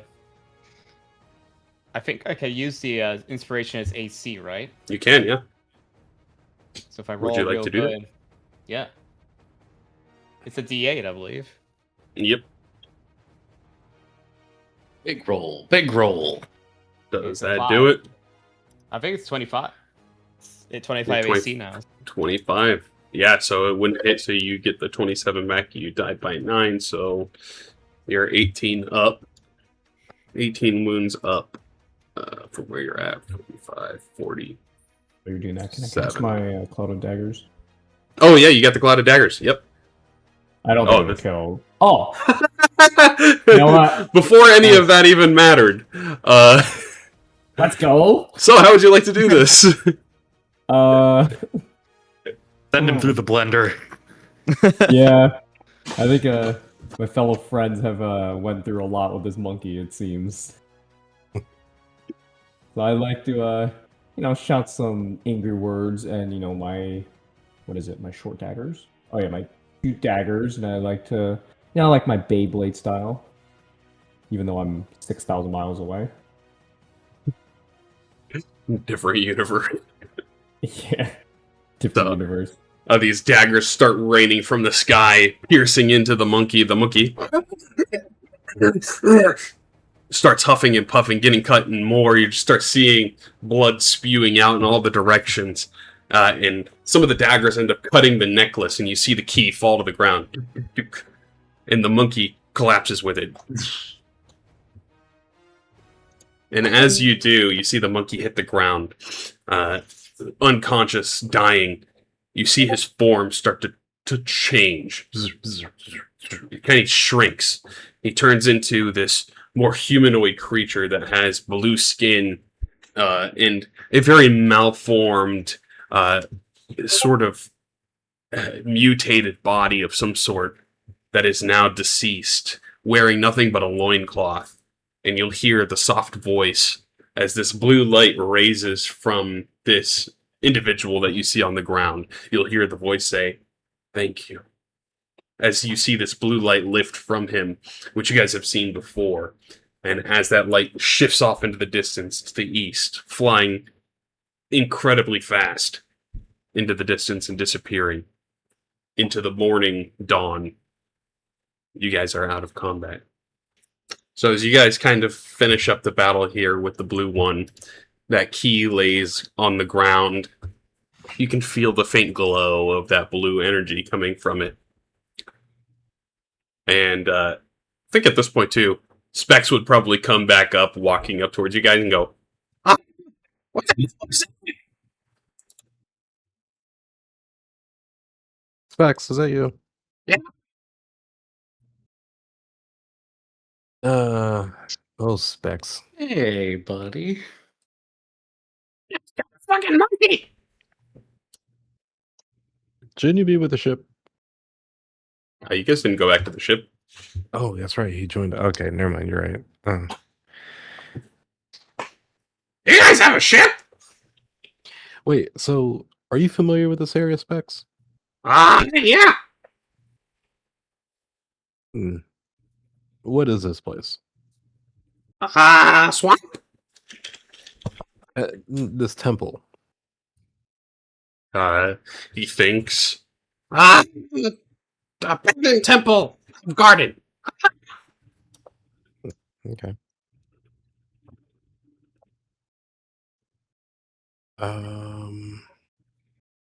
The murder monkey. I want to look it over to see, like, is it like like a chimera, like somebody like it was made in a lab, or So he like morphs back into like a human of some sort. He's like a blue-skinned human. One of his arms is like completely larger than the other and stretched out, and the other one's small, and his leg is shrunken. Like, he looks misformed. And you might be able to assume that this is a potential of the wither blight going too far on your body. I'm gonna just check his body just to make sure he's actually dead. He's not gonna come back to life. Yeah, you poke him. He is beyond cold. All he's wearing is a loincloth, and that's all you see really of him. He's motionless. He's got those wounds all throughout his body, blood kind of piercing out. And you saw his quote unquote soul leave his body. I'm gonna grab that key from him. Okay, you grab the key to Stellus's ruins.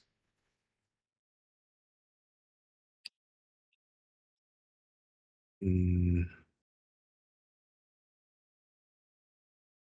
think this is all we probably need here. But you know it's about a day's travel from your guys' position to get to the ruins. Assume we probably want to rest before we trek out to the ruins again. Probably. That was a rough one. Indeed. I could go for rest. You just take another nap here, effectively. This blue one was really tough.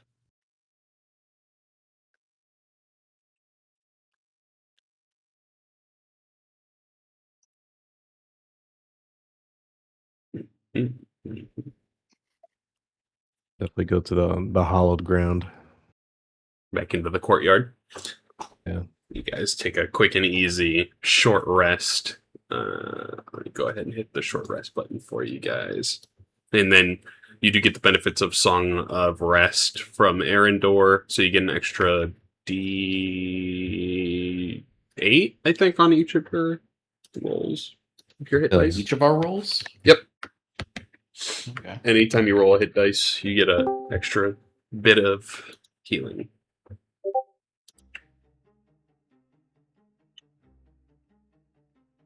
You said a D8. Are we doing short rest or long rest? Short You rest. guys. Oh, okay. For now, at least. Song of Rest for Arendor. It's a D6, actually, for Arendor. Okay. It's a D8 at 9th level. So, Arendor, if you want to use your hit dice as well, you can, and you get your additional D6 for each of the rolls. Oh, I didn't. Back to full. 31. Do I just manually apply the D6 then? Yep, you can. Oh. Sick. Max. Yeah. Plus, that's already auto added. So 6 plus. Oh, another 6? That's 12. Okay, That's so let me dice that. much. So plus me there. Sweet.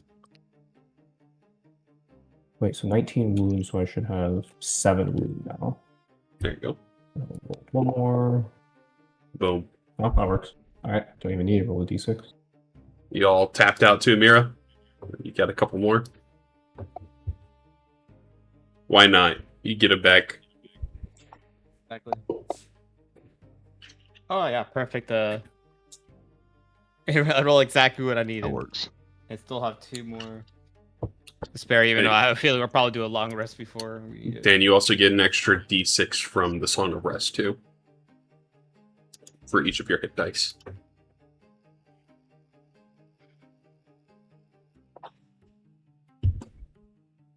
Alrighty.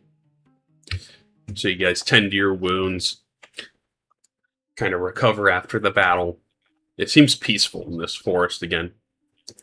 You just hear that subtle ambiance and no scary things kind of alarming you in the forest area.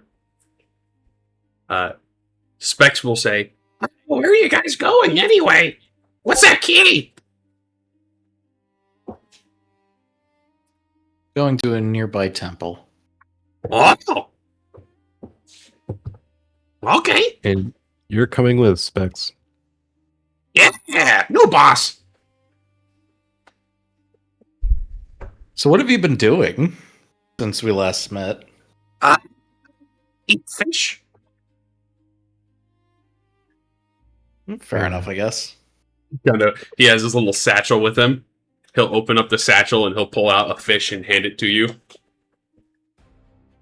Just a raw fish? Yeah. Like partially struggling, like flopping a little bit. No thanks, I'm good. Does he look sick? No, not sick. It's just this weird pattern on his scales. He is It was more of if he had caught in the... Oh, the mosquitoes. It doesn't seem to be. Okay. You say you decline the fish and he just he bites into it and starts Very So- Gollum-esque. Yes. Somebody's been paying attention to the Lord of the Rings. The new literary Lord of the Rings. So It took us over 5 years finally to get you watch it, and look, it's paying dividends now. it's paying dividends. Real. Then wait till you meet Gandalf. I'm just kidding. I mean Franks. I'm just kidding. Floppy frogs. Floppy Gandalf. So you guys are setting out towards the ruins? Yeah. Okay. I want everybody to roll a survival check. Vavel? Survival.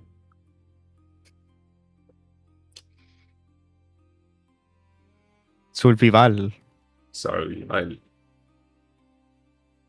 you know Holy what, man. William? You went from rolling like hot buns last week to rolling really well this week. No, I had some bad rolls. Let's not forget. That's true. No, but compared to last week, you're rolling amazing today. Oh, absolutely. So it is a little bit of a... You have to wade through the river at one point. But you guys do find the shallowest point of crossing where it's just a couple of stones that you can hop across the river to get to the other side before trekking on towards a nice little beach area. Like, it gets to, like, crystal white sands that gets into this little lined kind of coastline of plants and other sort of underwater flora that you guys see. And as you peer through, you can kind of see what looks to be like an aquamarine, kind of darker bluish gray kind of underwater ruined building that's just underneath the water, maybe about 10-15 feet down to get to the roof of it. Let me see if I have those pictures. I should have everything.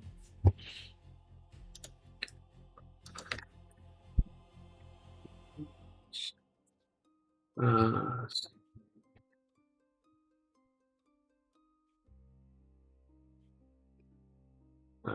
thought I had those. Where the heck are they?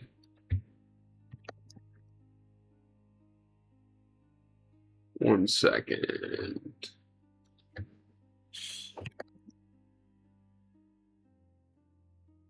Ah, here it is.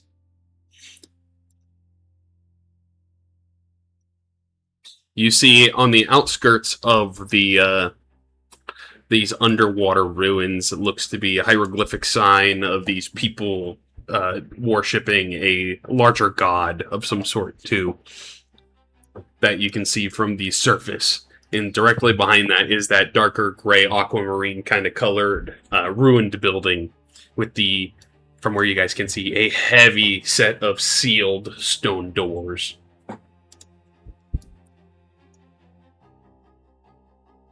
We all got swimming speeds. You all have swimming speeds, and you all can breathe underwater, too. Sweet.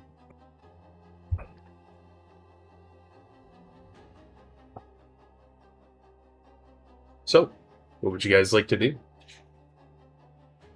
Approach the doors. So, you do have to swim within the inner basin here of Medius, diving down a little bit to get to the door. And you can see that it is a heavy sealed stone door, which has like this little circular runic slot where it looks like the key that the monkey had will slot in, essentially, to gain access into the inner chamber. And it's a kind of like a large rectangular square type ruins, like a sealed box underwater.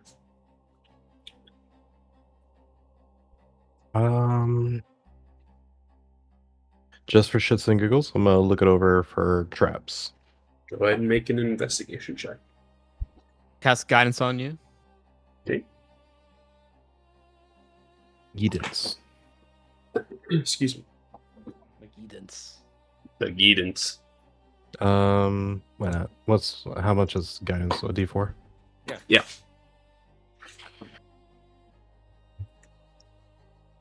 Alrighty. Yeah, it doesn't look to be trapped by any means. It looks very ancient, very old magic that looks to have sealed this temple away. You'd probably also assume from where this is sitting, in the way that it kind of creates the beach, the water at some point, this was probably above ground, and the water has since risen and kind of flooded out this area. So, originally you probably assumed the basin was either not there or it was much smaller. So, but it does not appear to be trapped. You do note that the key that you had looks like it fits perfectly into the slot. I will definitely use the key into the slot then. Okay. As you do, it pauses for a second and then glows. The heavy sealed stone doors begin pushing to the interior. The interior is pitch black almost. Even with the door open and it being daytime, it's still pitch black on the interior. And you kind of get this like fluorescent glow of some of the inner walls actually have like stars on them.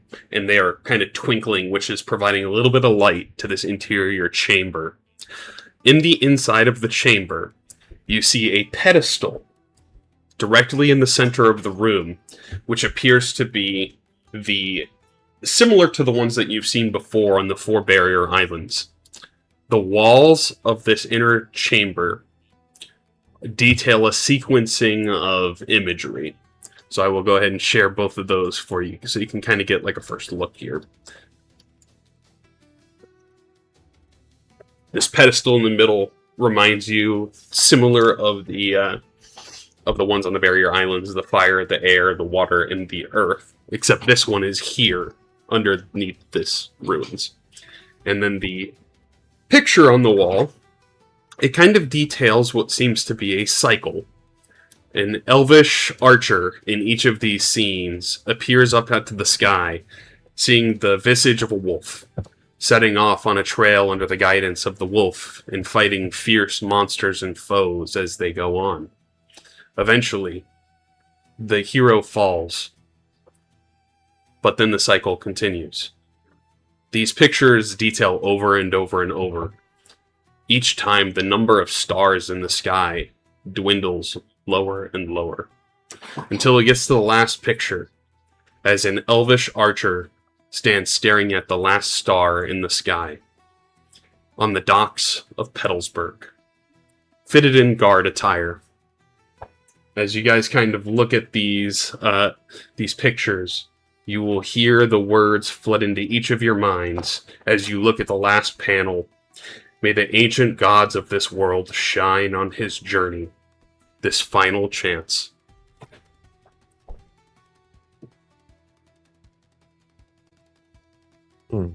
This is Stellus's Ruins. Again, may the ancient... And we copy and paste in here. May the ancient gods of this world shine on his journey, this final chance.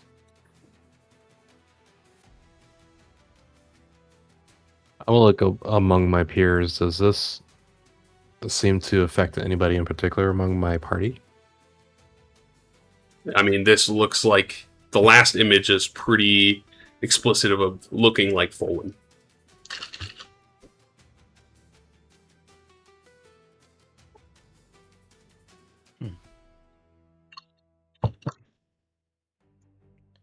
And you said it's like the pedestals that we saw earlier, where you could stand on them, and Correct.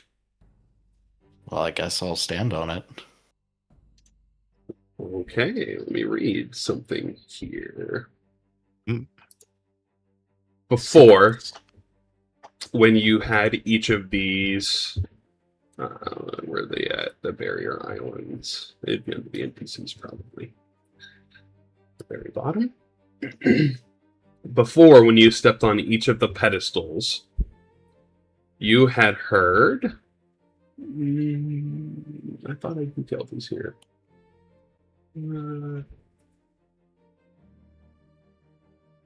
Apparently didn't. The soul of this individual is not my champion. I do not resonate with the soul of this individual. Here you go. This is it. The soul of this individual does not resonate with me. My champion, he or she awaits to be found. That is the voice in each of those pedestals you had heard before. And as you step on this one, Folwyn, you immediately start getting your mind flooded with a series of imagery that almost details past occurrences.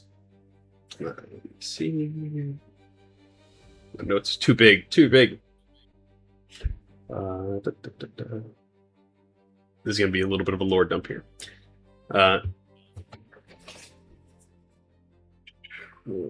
You see, Folwyn, as you're standing here on the pedestal, you hear the voice emanate of Stellus. You see her visage flow and start standing in the room as you all see the true form of Stellus, the Divine Watcher. A spiritual wolf that is the constellation of stars. Folwyn, as you're standing on the pedestal, you see visages of the past, where daemons, monsters, and ancient magic personified continually attack you, over and over, each time your soul lifting from your body to be reincarnated again, only for you to be met with the same fate. Each of these pasts that you see your incarnation looking to the sky, seeing the stars, and wondering what else is in the world out there. And you set out to find it for yourself, ultimately to meet your end. The last carnation, the last one you see just before this one, depicts an Asian-featured black-haired elf with a bow standing in a field of cherry blossoms. A floating dark figure with piercing red eyes, commanding ancient magic, floating just above you. He says, "Enough is enough, Stellus. You are drawing weak. The time for games is over." As this figure reaches out his hand, time slows and compresses into a single moment, and the previous incarnation of yourself seems dazed all of a sudden, almost like he has no idea where he is, or who he is, or what is going on. The individual will say, "Now run along, Junwin." And as he says that, he reaches out his finger and snipes the Asian-featured elf with a blast of Preceptum, ancient-based magic. After witnessing all of these previous incarnations, all of you here within the room, it's like your vision is sucked above the islands. You can see all 7 of the massive continents here in the center of the Great Sea. On the far northeast side, you see boats starting to drift away from this peaceful Serenus near the coral reefs and heading east. The ships continue to sail for miles until they eventually hit a wall of fog.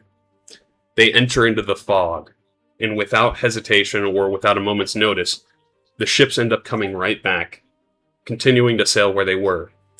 The people and crew members on the boats seem dazed and confused, lost in their perception of where they are.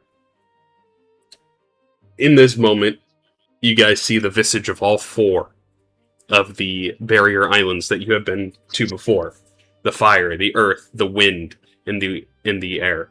Or the fire, earth, air, and water. You see those pedestals, and you will hear the voice of 4 names appear as each of them flashes through your minds. As the fire one is there, you will hear the word Ignis called out. As the water one is there, you will hear Sevalent. As the wind one is there, you will hear Procella. And as the earth one is there, you will hear Saxum. These 4 names called out, detailing to each of those barrier islands. Then in that moment, you know what it is. Go ahead. I was just going to ask if you could put the names in chat. Yep, I will detail all of those, including the one of your past life there. And as all this information kind of floods within all of you, you all snap back into the moment and you see Stellus there, standing, looking at you all. And she will say, "I'm sorry that it had to meet like this.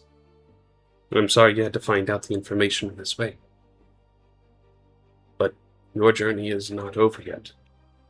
There are great dangers in this world. And your journey will continue on, where you will find knowledge of the past, located in a place not too far from your home." As she turns to Mako, within the archive, in the far back wall, where the bookshelves stand tallest. That is where you will find information. That is where you will find the truth of this world. And she will turn to you, Folwyn, and my champion. I'm sorry that it had to be this way, but I believe in you, and I always have, and I always will, even if this is our last chance.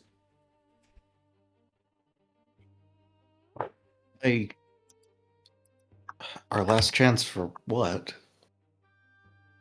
For this world ceases to be.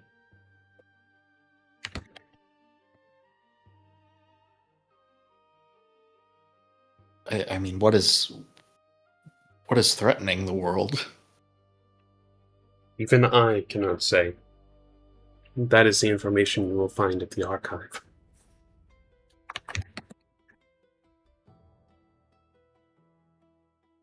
Okay.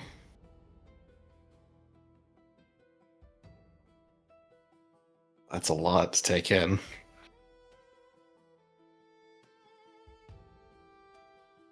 He will say, "My power is waning, but I will do my best to watch over and guide you as much as I can." Yeah, thanks. Obviously.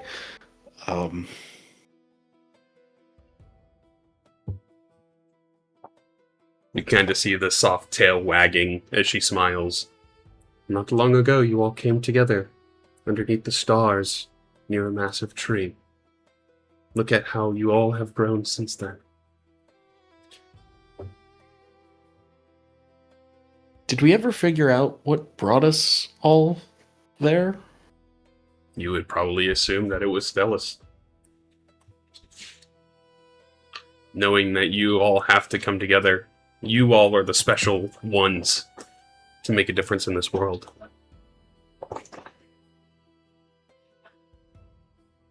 She'll look at you, Fulwin. "Each of your past incarnations has always tried to do it alone. This time is different. You have great friends and allies." I guess so.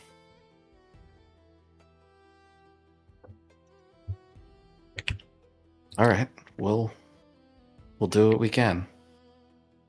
And I know you will.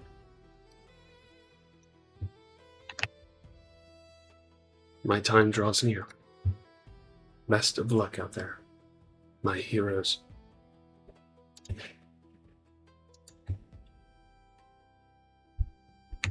Thank you. Thank you. As her stars start to twinkle out and disappear. So in all of that information, you would understand that you have to find essentially each of the 4 champions to unlock the barrier that surrounds this world that prevents people from leaving these islands. So let me go ahead and show you actually what that figure looked like that killed your past incarnation most recently, Fulham. Which, if John was here, this would be a very familiar figure to him. Oh. Well, that's awkward.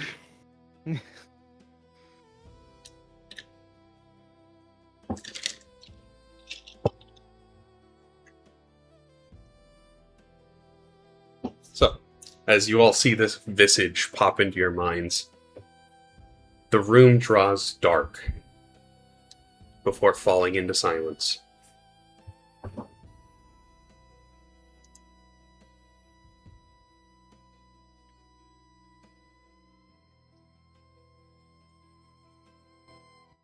All of a sudden, your journey has left you here, answering some questions and providing more questions.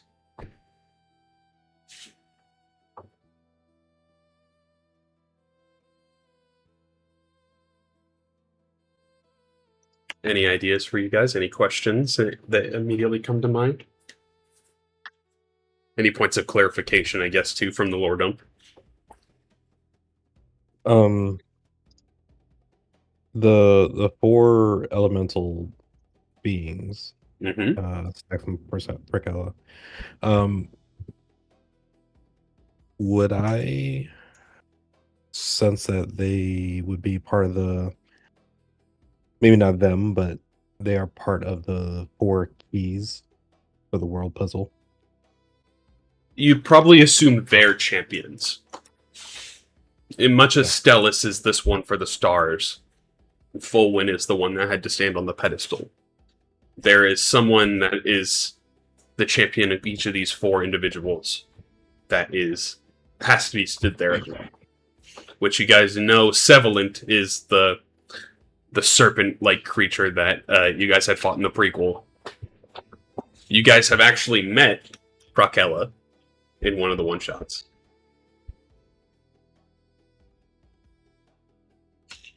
And then nxsRaven would be the champion, essentially, of Sevenfold. Of Ignis, you probably say. Ignis. That's right. So you found one champion.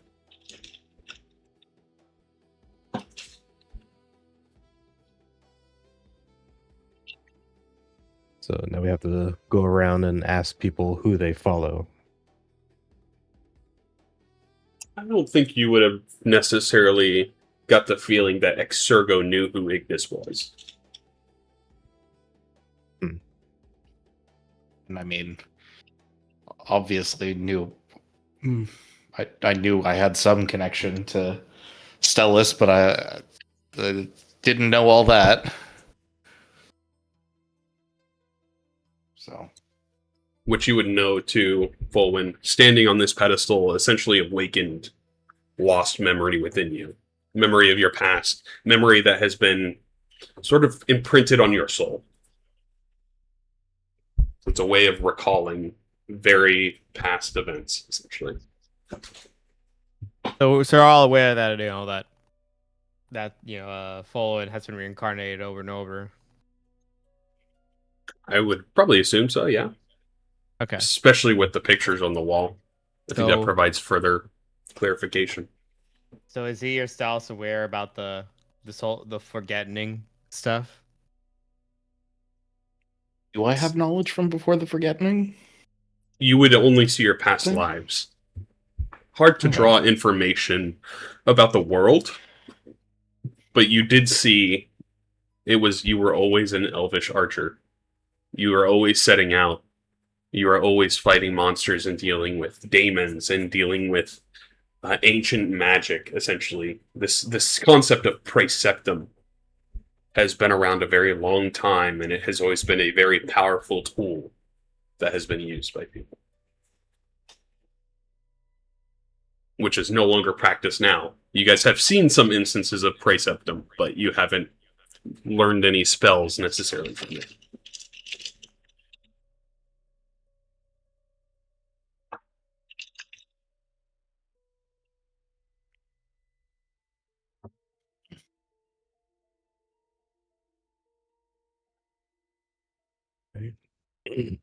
Um,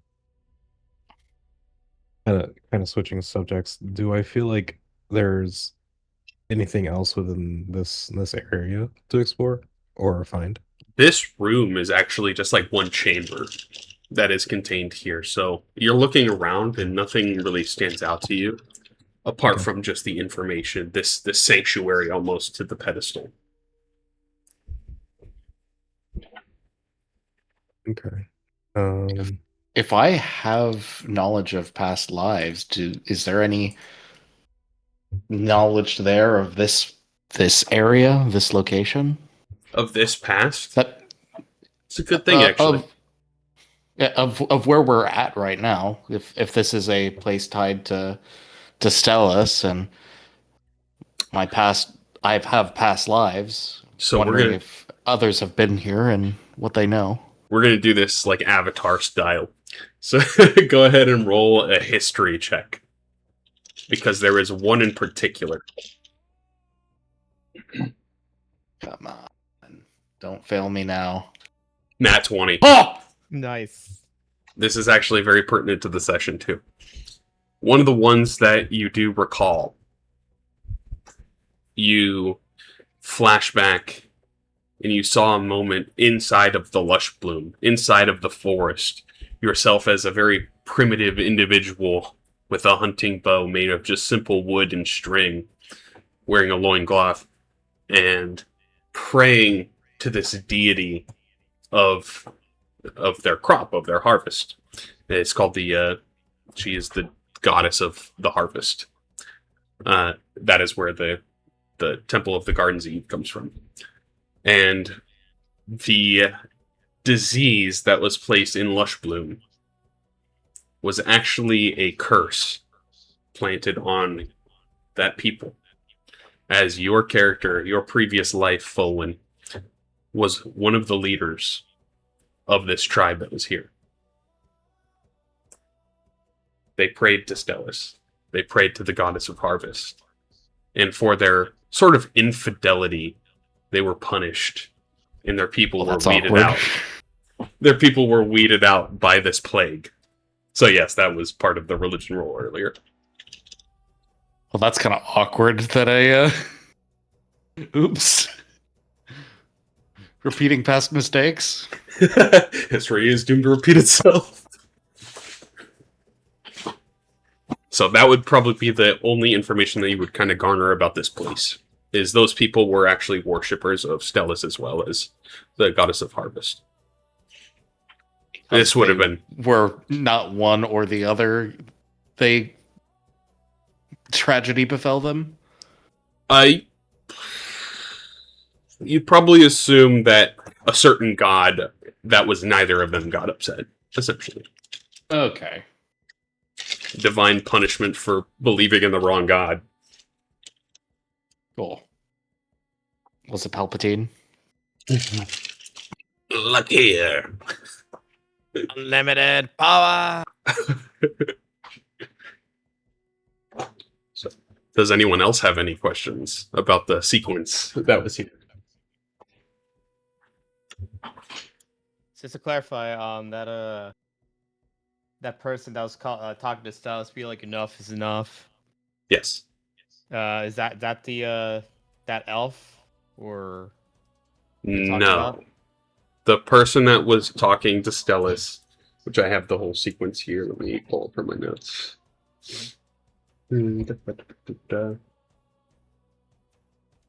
He says, enough is enough, Stellus. You are drawing weak. The time for games is over. Here, I'll just drop the whole statement.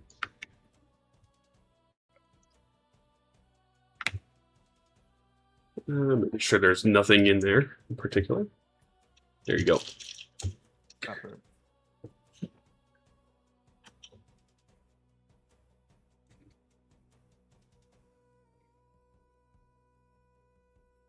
Oh, so okay, I think I get it now. So this Juwin is one of the reincarnations. The most recent incarnation of Fulham.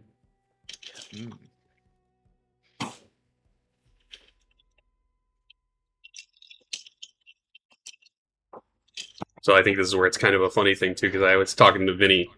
We're gonna have our pause between breaks when you guys go to the next island and figure out the details. Essentially, after you guys figure out the details there. So now it kind of gives you an idea. So, any other questions, guys? 27 sessions in, finally get some world lore. So, I know the last iteration of me was killed by the figure that you showed me. Did all of my reincarnations die of similar things, or was it just a very big variation in things? And actually only the last one, which you'd probably assume he either made it further along than any of the other ones, he was the one that was confronted by this individual. All the other ones seem to be monsters or demons or this powerful magic of the past. Like, no, it's all different, but just unfortunate fatal ends. We could say Juwin was probably the strongest incarnation up to that point. Like no one did it better than him, but pretty much. That's exactly right.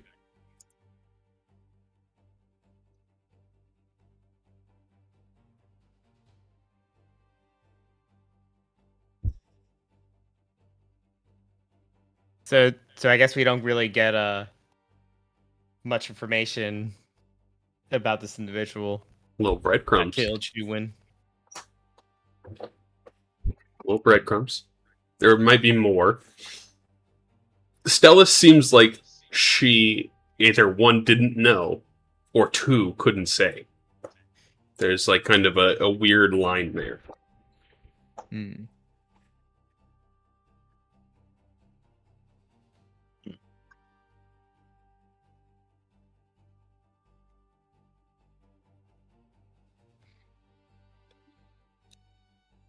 So,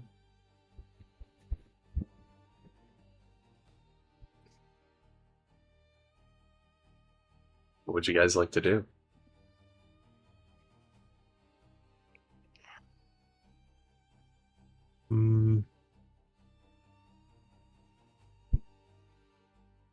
Were there any other pressing matters within Medius? You probably assume that there is the Angel of Patience that is still here. Somewhere. And you also heard tale of that person that was killing adventurers and such from the Sword Saint. That's right. So seeing that now we know about these champions, we did remember seeing a similar feeling to with our chainsaw wielding friend. In what way? Just so you guys recall, this is what the other barrier islands look like. Mm-hmm. The Avatar. I literally didn't mean for this to be the Avatar at all, but it kind of just happened to be that way. Accidental avataring. Do we recall if that Leonin could be a champion or resemble something like it? Make a history check. Okay.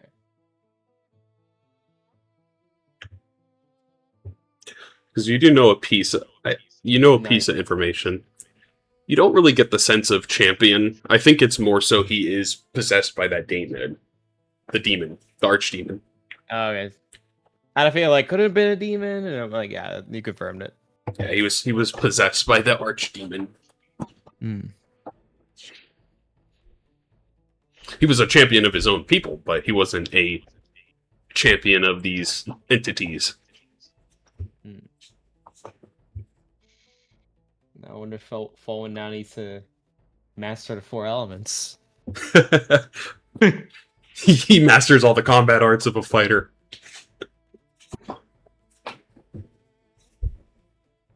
Maybe he can master Expelgo's power. The Exergos. The other 4 champions are all secretly me as well. What if they're all secretly each of you? That would be crazy. I was going to say Derek. They're all just versions of Derek. Good berry. My king. My king. I'm trying to think of like where else in Medius that we need to go. And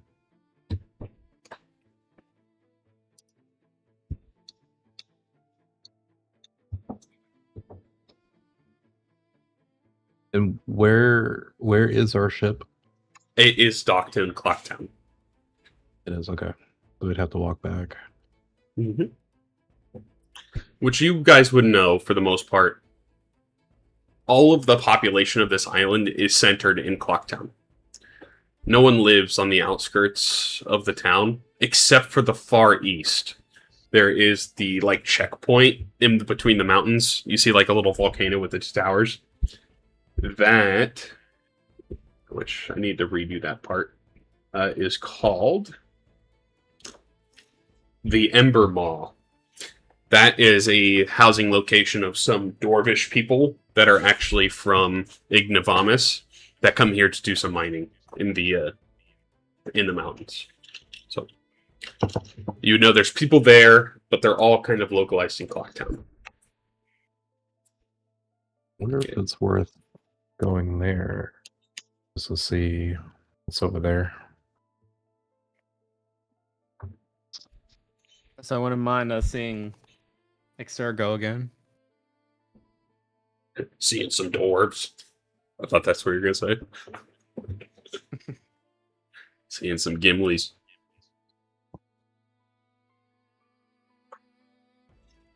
So, setting back towards Clocktown. Yeah, I think we're pretty much done in this area. I'd say we should probably start our trek back to Clocktown. You know you got a couple of hours before you can take your rest, too. So that kind of works out for you guys. So, is there any other questions or anything here within Stellus's ruins?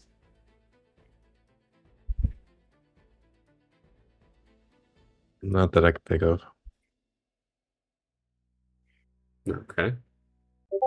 So trek back to Clocktown with Specs in tow. You guys would probably, as you come back up from water, Specs will go, "Holy shit, you guys can hold your breath a long time!" Years of practice. Or amphibious. It takes a lot of skill and determination. His mind is just blown. Like, he immediately shoves his snout underwater. He's like, he comes up with a fish. I can't do it. I Yeah, see you'll you got get another there. fish. He starts like nomming on it, swallows it. So, you guys are. Would you like to do anything on the way back, traveling back to Clocktown? Because we can kind of do this to expedite it a little bit. Not really. Anybody else? Anything particular? You also do have the Scroll of Commune. If you had any important questions that you feel like need answering, that was mostly why it was included. But Plus, you still have to pick up the Leviathan thing that Nova is building. I actually did create that, so. And there might be something for Arendor when he gets back to Clocktown too. So, I want everybody to go ahead and roll a survival check. Roll a D100. 100. Oh! Damn it. It was a 15. I'm distracted. Arendor is not. He's like, I want to go home. Yeah, we ain't camping out in the forest tonight. Well, you technically do one night, but then you'll get back the second day. Yeah, I just don't want villainy at nighttime. How about that? So you guys do have a very peaceful night out here in the lush sands of Medius, kind of staring up at the stars. They're twinkling at you all and kind of providing you that comfort that you do have someone watching over you. So you guys get a very pleasant rest before waking up in the morning. And as you guys begin trekking away from the jungle, away from Lush Bloom towards Clocktown, you all hear in the distance in the jungle,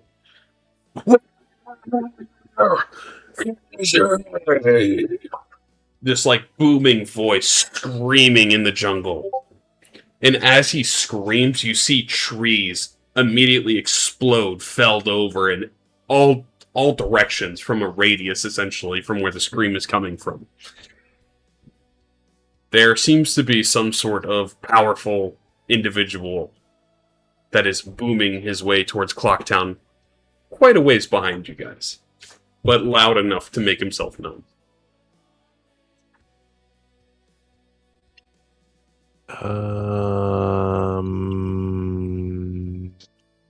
Should we intercept?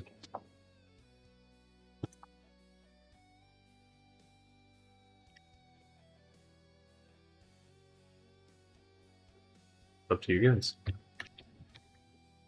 He sounds pretty big, but then again, we did take on a freakish blue monkey. Yeah, but have we had a long rest? Yes, you have. Okay, let me go ahead. We should check it out. Yeah, if we've had a long rest, then I'm good for it. Let's maybe stop, turn around, and wait for him to approach us. You guys want to hide off on the path and kind of wait and see if you see him? Yeah, that might be. I want everybody. Okay. What did he say? Where is he? Where is he? Okay. Looking for somebody.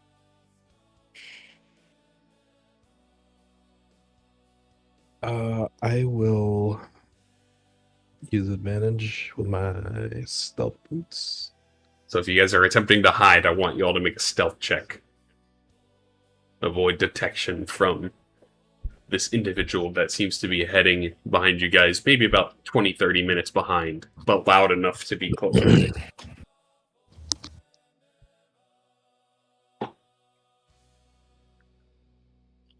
Okay. Do I have a stat block for him yet? That is the other thing. Okay. So you see, once again, about 15 minutes goes by. You guys are just on the outside of the lush bloom forest to the southeast at this point, near Dorgotot's cave at this point, probably around this area. And as this individual seems to be heading towards Clocktown as well, he screams again, "What?" And as he screams, more trees start falling over. You can see a little bit more time goes by as you guys are kind of tucked away off of the edge of the forest, waiting, watching. You eventually see this man with 4 massive long arms, boomerang-like swords. And as he's kind of looking, he's scanning the horizon, he throws one of these swords, and it kind of swings like a boomerang, cuts through a couple of trees, and then returns to his hand as he screams again, "What?" And more trees, just from the boom of his voice, get shoved to the ground. Let me show you what he looks like.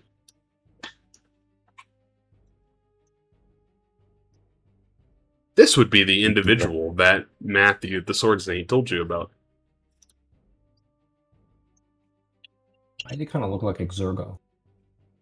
He's a half orc. He's a little, half workout.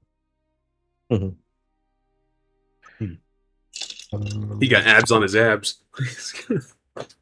Is it safe to assume that he's looking for the Sword Saint? You would probably assume, yeah. But he has killed seemingly killed all the adventurers that he's come across too. Yeah, he looks like a problem. He looks pretty strong. I don't know, boys. You got to put him on the dragon scale. What is he, an adult dragon or an ancient dragon? I don't know, I mean, do we boys. feel like this guy is strong, or at least strong, or stronger than the murder monkey we just fought? Make a insight check. I don't know, the way he's cutting down those trees like toothpicks. I don't know. He's strong. I think the first person you would try to put him up against is probably Kaiser. And you're thinking, like, is he as strong as Kaiser? And with the ease that he kind of is making movements in bellowing trees with his voice, he seems to be stronger than the monkey by quite a league. I think it feels aura's too strong. Maybe we can find this Matthew person and help us. What? When we saw him, wasn't he just passing through? Yeah, he's kind of like walking towards Clocktown past you guys now. No, I'm sorry, the Sword Saint. When we He was staying in Oh. Clocktown, so he was He there was to kind of visit the people and his girlfriend. Okay, so he is there now. I mean, the Sword Saint could probably handle himself. I'm just saying. I'm just saying.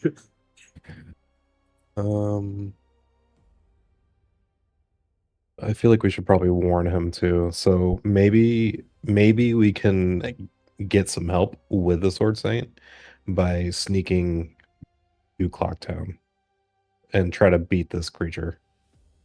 Okay.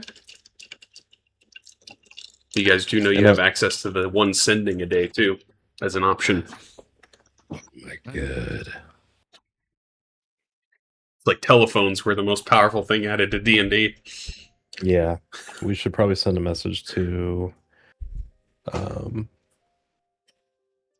Sword Saint and just warn him so that he can warn the town, get himself ready, or meet us. For you guys that were not here last time too, that's Matthew the Sword Saint. And this was his girlfriend, seemingly, Sarah. Who you guys believe is the Archangel of Patience.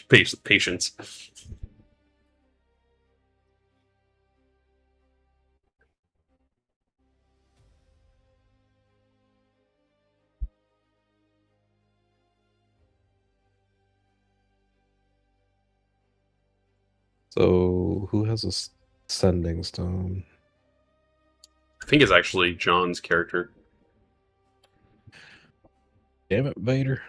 Hand that stone over here. He hands it to you. While Okay. breathing heavily.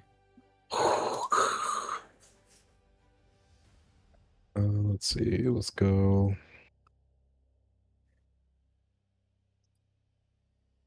Would I be familiar with the spell in that Matthew would know who the message is coming from? Oh, probably. He seems to have been around for quite a bit. Let's see.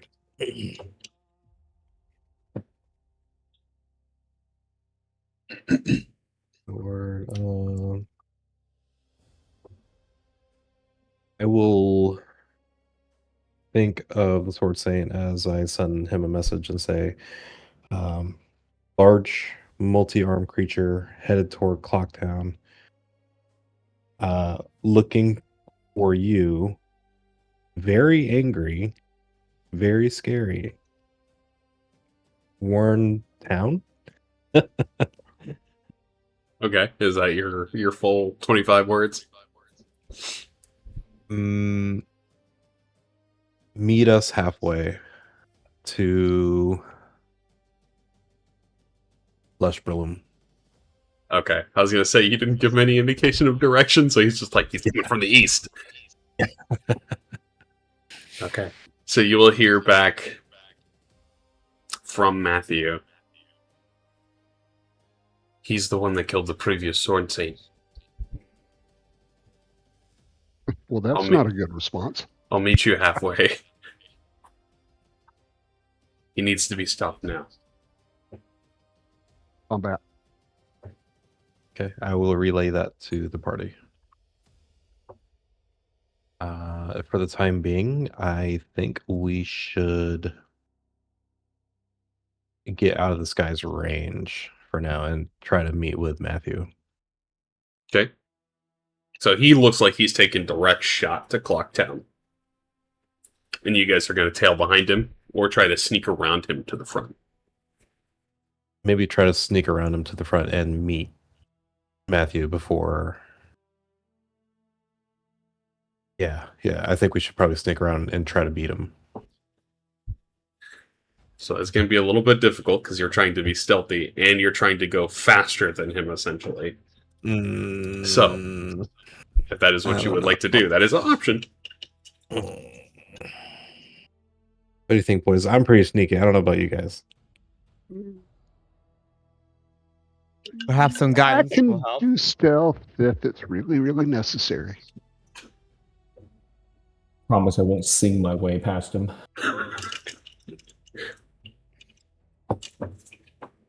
Arendor trips and plays a full chord. Weird. We can time it to the slashes. He trips and plays Smoke on the Water. So, you guys going to attempt to be fast and sneaky? Yeah. Why not? How far are we from Clocktown? 1, 2, 3, 4, 5. It's about a day's travel.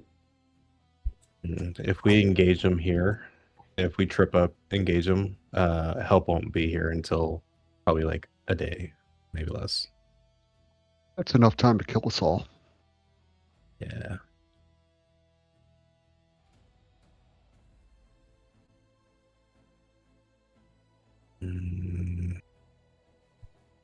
Maybe we should tail behind him for a good portion, just to be on the safe side, and then better our chances of having Matthew meet us, and we can engage him all together.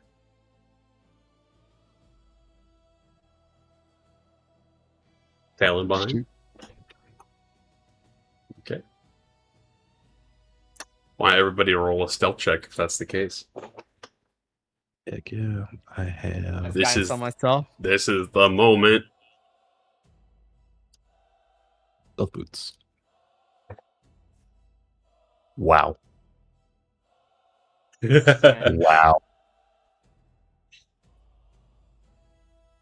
Mako's boots they had a defect for a moment and they go squeak. I'm so scared. Drake with a pretty massive roll. Arendor with a pretty good roll. Dan with a pretty good roll. 1, 2, 3. So 3 and 1, 2. Wait, 1, 2, 3, 4. Who's missing? 6 of Oh, you is it right? me? Yeah. Sorry, what am I rolling? Stealth. Is this a second stealth check? Yep. Okay. They're gonna try to keep distance but trail.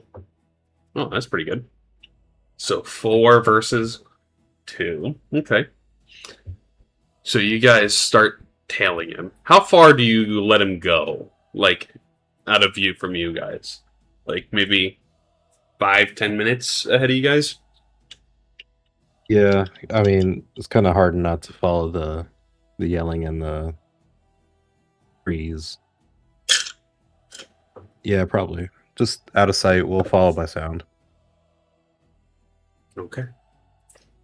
So we'll say, how does 5 minutes sound ahead? 5 minutes, yeah. Okay. So you guys trail for about 2 hours. And as you guys are kind of keeping your distance, a twig snaps underneath Mako's foot. He spins around real quick and goes, and as he screams, a sonic wave of energy flies just past you guys to your left. And he stops for a second, and he looks, and you see him smell. You can hear him smell. And then he kind of just spins around and continues hiking. Another hour goes by, and you can hear the clash begin ahead of you. And that is where we're going to pick it up next time. Yes, sir. So 5 minutes ahead is where Matthew and this creature are kind of encountering each other.